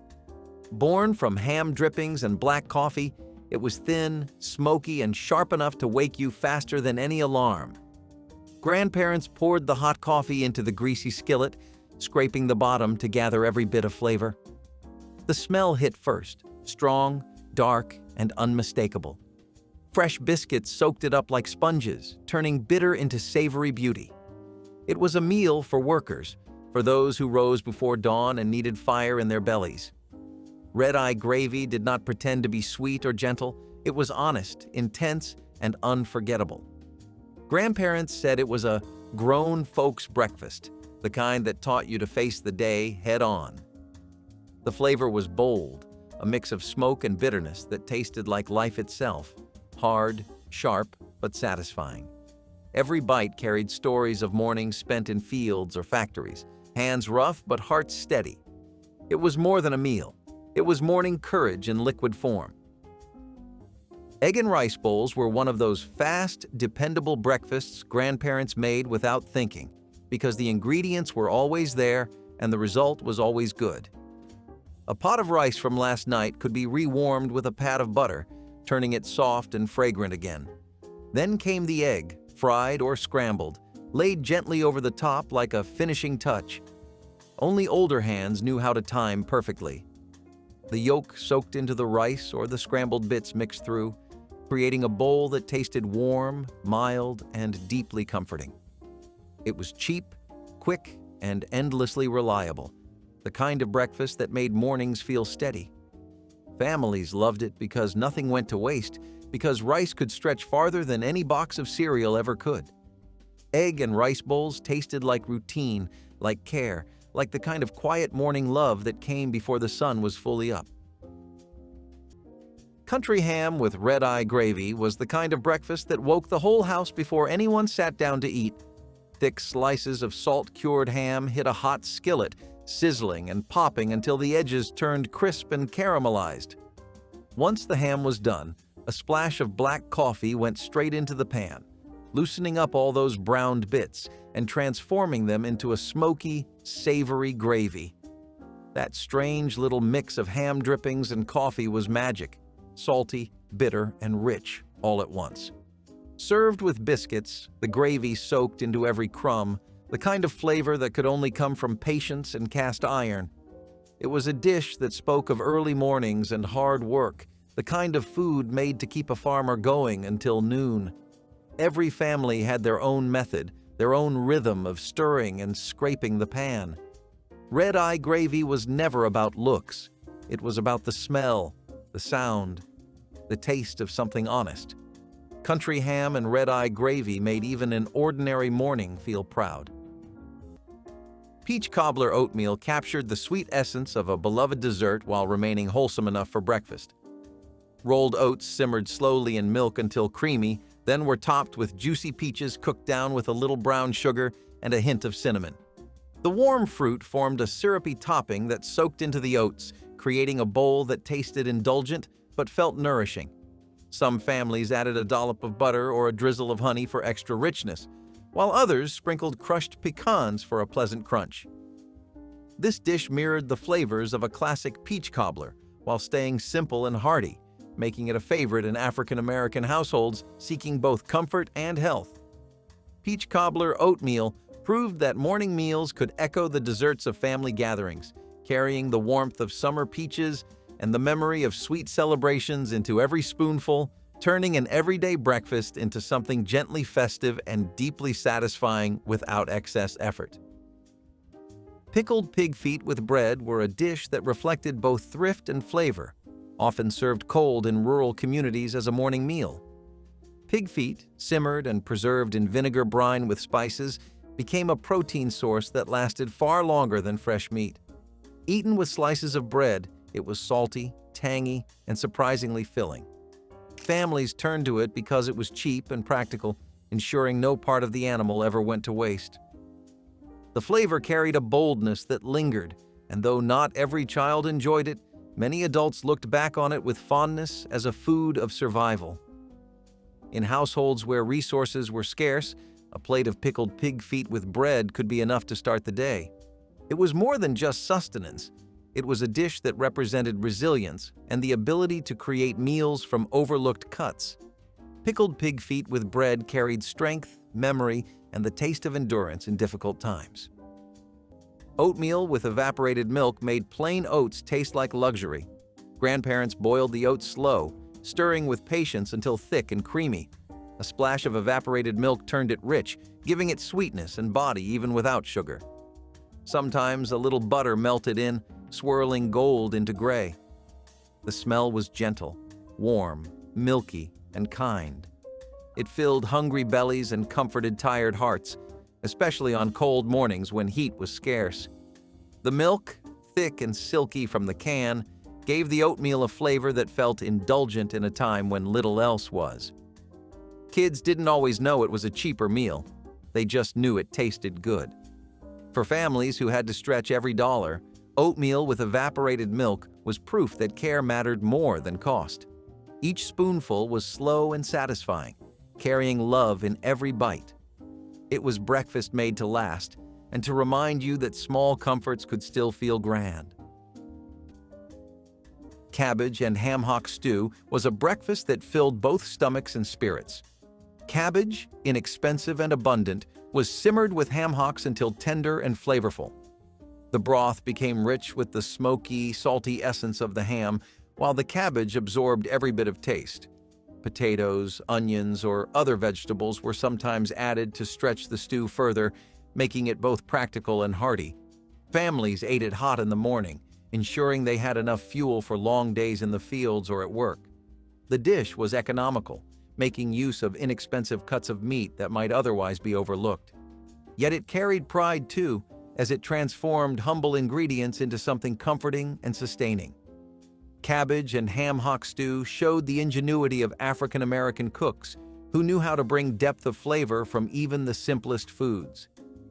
Though forgotten by many, it was once a breakfast that symbolized strength and tradition. Peanut butter and corn syrup sandwiches were the kind of breakfast you could throw together in seconds, a heavy, sticky, sweet combination that kept kids full for hours. Grandparents spread thick peanut butter on soft sandwich bread and drizzled corn syrup over it, letting the syrup sink into the peanut butter until the whole thing clung together in a dense, satisfying bite. It was quick, cheap, and strong enough to carry a child through school mornings when there was no time for hot food. The sweetness blended with the saltiness of the peanut butter, creating a flavor that felt indulgent even though it came from pantry staples. Working households relied on this breakfast because it was dependable, affordable, and guaranteed to quiet hunger. Children loved its candy-like richness, even if the adults knew it was simply the best option available. Peanut butter and corn syrup sandwiches were a reminder of mornings shaped by love, necessity, and whatever ingredients were within reach. Rice pudding for breakfast was what happened when thrift met tenderness. Leftover rice was never wasted. It was reborn in a pot of milk, sugar, and cinnamon, simmered until thick and creamy. The scent filled the house, sweet and comforting, wrapping around sleepy mornings like a hug. Sometimes raisins were stirred in, sometimes a knob of butter melted on top, adding richness to every spoonful. It was warm, gentle food, soft enough for the old, sweet enough for the young, and filling enough for everyone in between. It turned scraps into comfort, simplicity into delight. A bowl of rice pudding meant care. It meant someone thought ahead to make sure nothing was wasted and no one went hungry. Served with a sprinkle of nutmeg or a drizzle of cream, it tasted like home itself. Some families made it thin, like porridge, while others baked it into custard, letting the top brown just slightly. Every spoonful carried the quiet reassurance that even the plainest ingredients could become something memorable. It was proof that love could be stirred, not spoken, and that warmth often came in the simplest bowl. Leftover cornbread soaked in buttermilk and sweetened with molasses used what remained from Wednesday's supper, transforming it into Thursday morning comfort. Crumbled cornbread filled bowls, then cold buttermilk was poured over until the bread softened and absorbed the tangy liquid. Dark molasses drizzled on top provided sweetness that balanced the buttermilk's sour bite. This breakfast cost virtually nothing since it repurposed yesterday's bread and used staples every household kept. Grandmothers understood that nothing could be wasted when resources were limited. Children initially resisted the unusual combination, but learned to love its tangy sweetness. Adults appreciated how the simple bowl provided energy and nostalgia. The breakfast was especially common where buttermilk came from churning butter and molasses was cheaper than refined sugar. Leftover cornbread and buttermilk proved yesterday's food could become today's treasure. Fried bologna. Breakfast sandwiches turned a simple deli meat into a beloved morning indulgence across African-American neighborhoods. Thick slices of bologna were scored around the edges to keep them from curling, then fried in a hot skillet until the surface blistered and caramelized. The sizzling meat was stacked onto soft white bread with a fried egg, crisp lettuce, or a slice of tomato, creating a sandwich that was both hearty and comforting. Some cooks added a swipe of mustard or a layer of melted cheese, while others preferred it plain to let the smoky flavor shine. Affordable and quick, it became a weekday staple for families and workers needing a satisfying meal before heading out the door. Fried bologna breakfast sandwiches captured the era's love of bold, simple flavors and the creativity of cooks who turned modest ingredients into something memorable, proving that even the humblest cuts could create a breakfast worth savoring with every crisp, savory bite.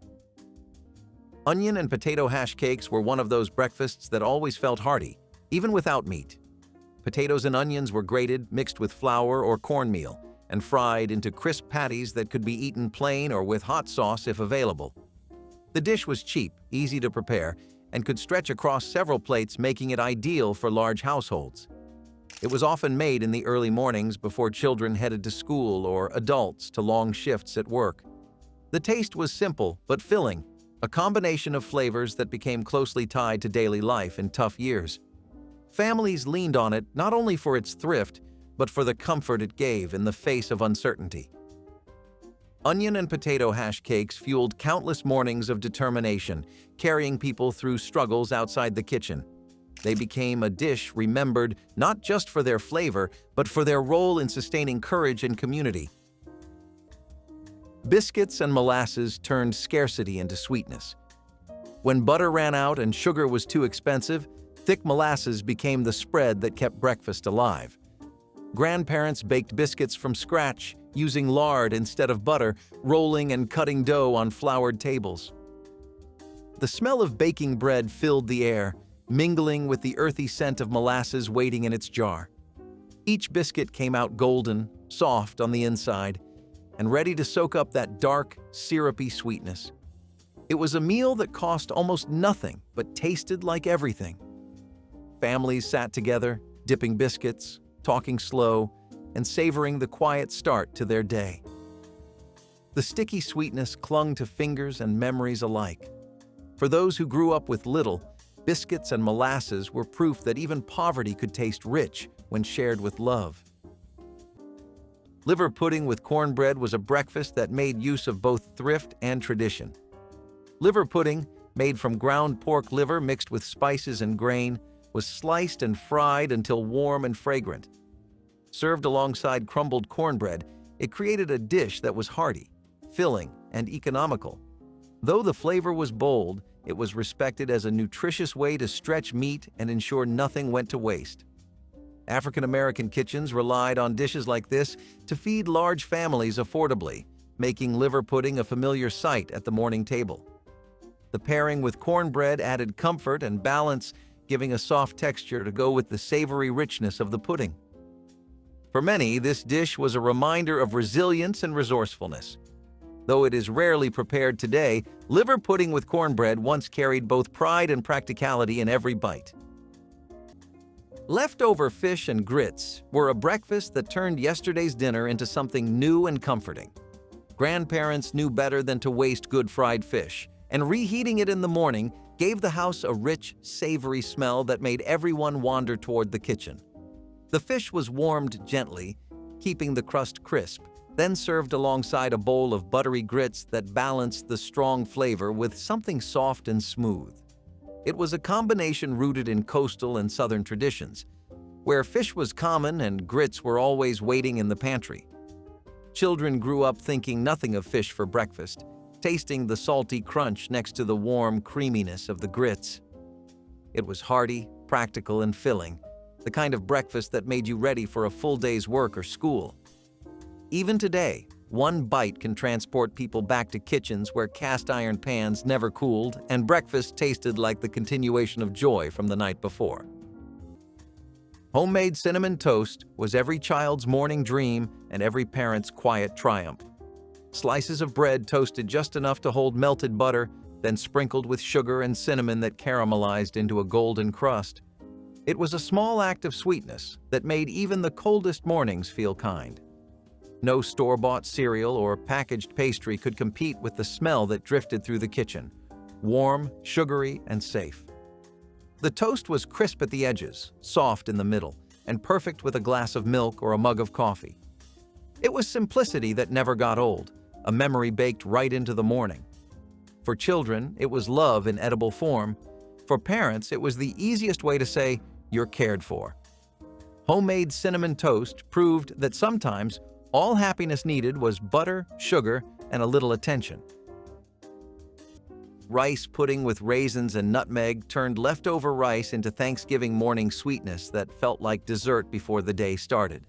Cold rice was mixed with milk, eggs, sugar, and plump raisins, then baked slowly until creamy and set. Nutmeg grated fresh over the top provided warm spice that made kitchens smell like celebration. This breakfast repurposed rice left from earlier meals, ensuring nothing was wasted. The pudding could be served warm or cold, making it versatile for busy mornings. Families treasured it because it tasted indulgent while using ingredients already on hand. Children picked out the raisins if they didn't like them, but adults savored every spoonful. The custard-like texture created comfort, while the sweetness provided energy. Rice pudding with raisins wasn't just thrifty cooking, but genuine deliciousness that happened to use leftovers. Collard green and onion hash gave leafy greens a starring role, turning a traditional dinner side into a savory breakfast companion. Fresh collard greens were sliced thin and quickly sautéed with sweet onions, a little garlic, and a splash of vegetable broth until tender yet vibrant. The result was a smoky, nutrient-rich hash that paired beautifully with eggs, grits, or cornbread. Some families added diced potatoes for extra heartiness, while others seasoned with a pinch of red pepper flakes to wake up the taste buds. This dish reflected a deep appreciation for garden vegetables and the ingenuity of African American cooks who brought dinner flavors to the morning table. Collard green and onion hash provided iron, vitamins, and a satisfying warmth that lasted through long days. Its quick preparation and bold taste made it a weekday favorite, while its connection to Southern tradition made it feel timeless, proving that breakfast could be as wholesome and flavorful as any evening meal. Cane syrup toast was sweetness for hard times. When butter ran out and sugar was gone, grandparents made syrup from cane or brown sugar water simmered until thick, They spread it over hot bread, watching it soak into every crumb. It was simple, sticky, and sweet enough to feel like dessert even when it was breakfast. The syrup clung to fingers, the bread soft and warm. It was a small joy, a reminder that sweetness could always be found, even in struggle. That first bite tasted like love disguised as survival, and for many, it was the best part of the morning. The syrup dripped slow, shining under morning light, while kids licked it from their hands and laughed. It was a moment of delight before a long day, proof that life's smallest blessings could still feel grand. Every bite carried the taste of resilience, turning scarcity into sweetness. Rice and molasses porridge was a breakfast that brought together comfort and thrift in one pot. Leftover rice was simmered slowly with water or milk until soft and creamy. Then molasses was stirred in for sweetness. The result was warm, filling, and affordable, giving families energy to start the day. Molasses was cheaper than refined sugar, and rice stretched further than bread, making this dish a natural fit for households trying to feed many mouths on little money. The flavor was rich and slightly tangy, a taste that children grew up associating with home and tradition. For adults, it was a reminder of both comfort and necessity, as it made use of ingredients that were always on hand. Rice and molasses porridge was a simple bowl, but it carried both nourishment and memory. Families ate it hot, often in large servings, to keep them going through long mornings. It was one of those breakfasts that disappeared quietly yet left a strong mark in memory. Banana bread pudding cups were one of the most clever ways grandparents reused stale bread, turning dryness into softness and waste into warmth. They mashed ripe bananas into the bread with milk, sugar, and a bit of spice if it was available, folding everything together until the mixture became thick and custard-like, scooped into small baking dishes or muffin tins. The cups baked into soft, fragrant servings that filled the entire kitchen with the smell of banana and browned bread. It was breakfast that tasted like dessert, but no one ever complained. The bananas added sweetness and moisture, stretching the ingredients into something filling and gentle on the stomach. Grandparents made these cups because they could not bear to throw out bread and because they knew how to turn limitations into something delicious. Children loved the warm centers and the slightly crisp tops, not realizing the whole breakfast was built from leftovers.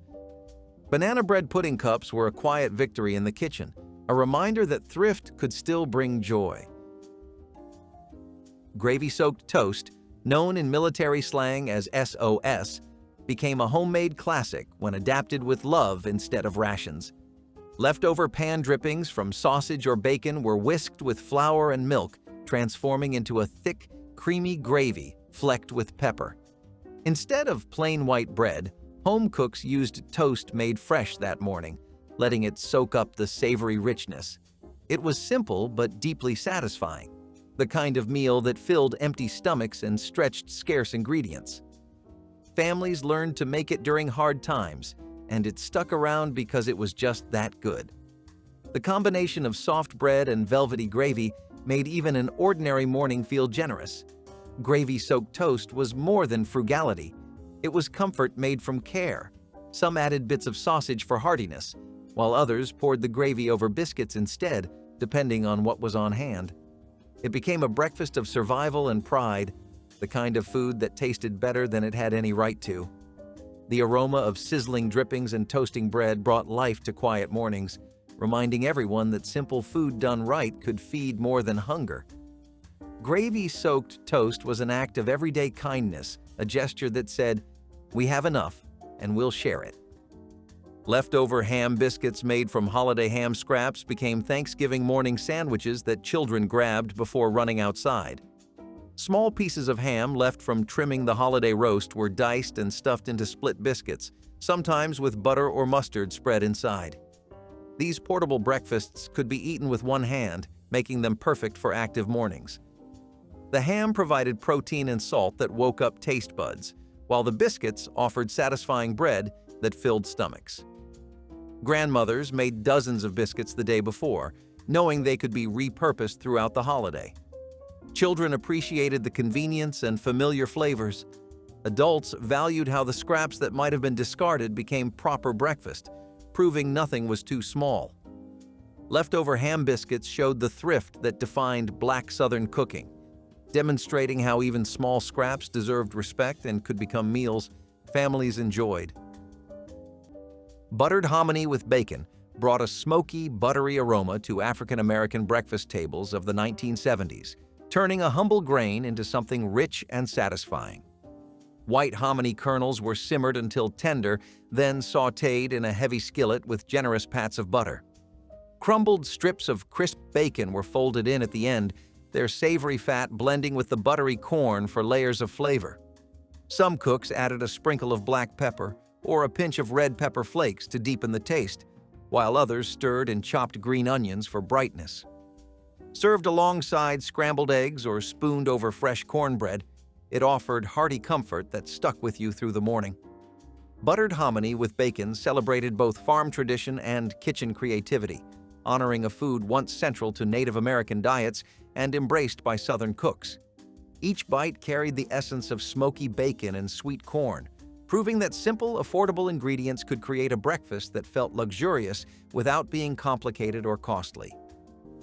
Grease bread was breakfast in its most honest form. When butter was a luxury, saved bacon grease became treasure. Grandparents spread it on hot toast, letting it melt and soak through the crust. A sprinkle of salt, maybe a touch of sugar, turned it into something rich and savory. It was the taste of survival, simple, humble, and unforgettable. Grease bread carried warmth to cold mornings and comfort to long days. It was proof that waste had no place in a smart kitchen. Even the drippings from yesterday's pan had a second life, turning dry bread into something golden. Every bite held a quiet kind of dignity, the flavor of perseverance and pride. Sometimes the grease was seasoned with bits of onion or pepper, deepening the taste. It was the flavor of memory, a whisper from the stove that said, "You will be all right as long as you have bread and a little grease." Fried cabbage with bacon fat was never glamorous, but it was always good. It started as a way to stretch meals, turning a simple head of cabbage into something hearty and rich. The sizzling sound of bacon fat hitting the skillet was the beginning of flavor itself. When the cabbage went in, the kitchen filled with a smoky, savory aroma that made mouths water. Seasoned with salt, pepper, and maybe a little onion, it became one of the simplest yet most satisfying sides on the table. For Christmas, it sat alongside the big dishes, greens, dressing, sweet potatoes, holding its own through sheer honesty of taste. Cabbage was cheap and plentiful, but what made it special was the way it was cooked, with care, attention, and a little leftover bacon grease from breakfast. Every bite carried the taste of thrift and wisdom, proof that nothing in a good kitchen goes to waste. It was food that hugged you from the inside, a reminder that love can taste smoky, crispy, and full of soul. Canned mackerel with eggs was one of those breakfasts that filled the house with a smell you never forgot, bold and rich, the kind of scent that told you someone was cooking with purpose. Grandparents used canned mackerel because it was inexpensive, packed with protein, and always waiting in the pantry when fresh meat was not an option. They would open the can, drain the fish, and flake it into a skillet with onions or peppers if they had them. Then came the eggs, cracked right over the fish and stirred until everything blended into a savory scramble that tasted far more filling than it looked. It was a hard-working breakfast, meant to fuel long days, and it carried a flavor that felt deeply tied to the kitchens of older generations. Children growing up on it did not always understand how thrifty it was, only that it tasted warm, smoky, and strangely comforting. First thing in the morning, the mackerel gave the dish a richness, the eggs softened it, and together they made something cheap but unforgettable. Even today, people who grew up with canned mackerel and eggs describe it as a meal that tasted like family resourcefulness at its finest. It was a reminder that nourishing food did not need to be fancy to be good. Eggs baked in cream, or shirred eggs as cookbooks once called them, were the forgotten elegance of the breakfast table. Cracked into small dishes, each egg was topped with cream, a dab of butter, and a sprinkle of salt and pepper before baking just until set. The result was delicate, whites soft and silky, yolks golden and rich. Served with toast for dipping, it was both simple and refined. This was the breakfast of quiet mornings, of people who believed beauty belonged in every meal. It was the kind of dish made not to impress, but to nourish with grace. Even in modest homes, shirred eggs turned the first meal of the day into something special, a reminder that care could make even simplicity feel luxurious. Some cooks added a pinch of paprika for color or tucked a slice of ham beneath each egg for richness. Others served it with creamed spinach or buttered asparagus, transforming it into a meal worthy of company. But no matter the variation, the ritual remained the same: patient preparation, slow baking, and the hush that came when the first spoon broke the surface. Shirred eggs were quiet sophistication served in a dish, a whisper of refinement from an age that valued stillness. Baked cheese grits casserole prepared the night before allowed grandmothers to focus on Thanksgiving dinner while breakfast took care of itself. Cooked grits were mixed with eggs, sharp cheddar cheese, butter, and milk, then poured into baking dishes and refrigerated overnight. Thanksgiving morning, the casserole baked until set and golden, filling kitchens with savory aromas. This breakfast could feed large groups with minimal morning effort. The eggs and cheese provided protein while the grits delivered comforting carbohydrates. Families cut squares and served them hot, sometimes with hot sauce. The casserole represented forward-thinking meal planning. It could be prepared when time allowed, then baked when needed. Children loved the cheesy richness while adults appreciated the practicality. Baked cheese grits casserole proved planning ahead created stress-free Thanksgiving mornings. Leftover dressing fried into patties became Thanksgiving morning transformation that gave new life to yesterday's carefully prepared side dish that might otherwise have gone to waste. Cornbread dressing left from testing recipes was formed into palm-sized patties and fried in butter until crusty outside and soft inside. The herbs, onions, and celery in the dressing provided complex savory flavor, while frying added golden crust that made them irresistible to both children and adults alike. These patties could be eaten with eggs or alone, providing filling breakfast that satisfied without being heavy or overwhelming. Grandmothers valued this technique because it used food that might otherwise go stale, showing the waste not philosophy that guided their kitchens every single day without exception. Children enjoyed the crispy exterior and familiar flavors that reminded them of holiday dinners. Adults appreciated how the patties felt special and intentional rather than like simple leftovers. Pork neck bone and rice turned a humble cut into a deeply flavored breakfast that spoke to generations of resourceful cooking. Meaty pork neck bones were simmered slowly with onions, garlic, and bay leaves until their rich broth infused every grain of rice. The long cooking released tenderness and flavor, transforming inexpensive ingredients into a dish that tasted luxurious. Families often added a pinch of red pepper or a splash of vinegar for brightness, while some stirred in greens for added nourishment. Served steaming hot, pork neck bone and rice offered hearty protein and comforting warmth that fueled long workdays. This meal reflected the African-American tradition of using every part of the animal with skill and respect, proving that nothing needed to be wasted to create something memorable. Pork neck bone and rice stood as both sustenance and celebration, a bowl of savory history that reminded everyone at the table of the creativity and strength passed down through kitchens across the South and beyond. Mustard greens with cornbread was a savory pairing that many families leaned on as a breakfast, though it was eaten at other times of day too. Mustard greens, boiled until tender, were seasoned with bits of pork fat or salt for flavor. Eaten alongside hot cornbread, the meal balanced vitamins with starch, offering both nutrition and energy. It was cheap, filling, and deeply tied to tradition. For children, the bitterness of the greens was often softened by crumbling cornbread into the Potlikker broth, making it more palatable. Adults valued it as a sustaining meal that honored resourcefulness and cultural heritage. Mustard greens with cornbread symbolized strength and survival, representing the kind of food that nourished more than just hunger. It was humble, but it carried families through mornings when resources were thin, but resolve was strong. This dish was one of the quiet backbones of community kitchens, a reflection of endurance and resilience during times of hardship. Smoked herring and rice was the ocean's gift to the southern kitchen.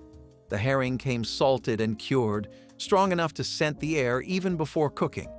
Grandparents soaked it first, softening its bite, then fried it in a pan until the edges curled and crisped.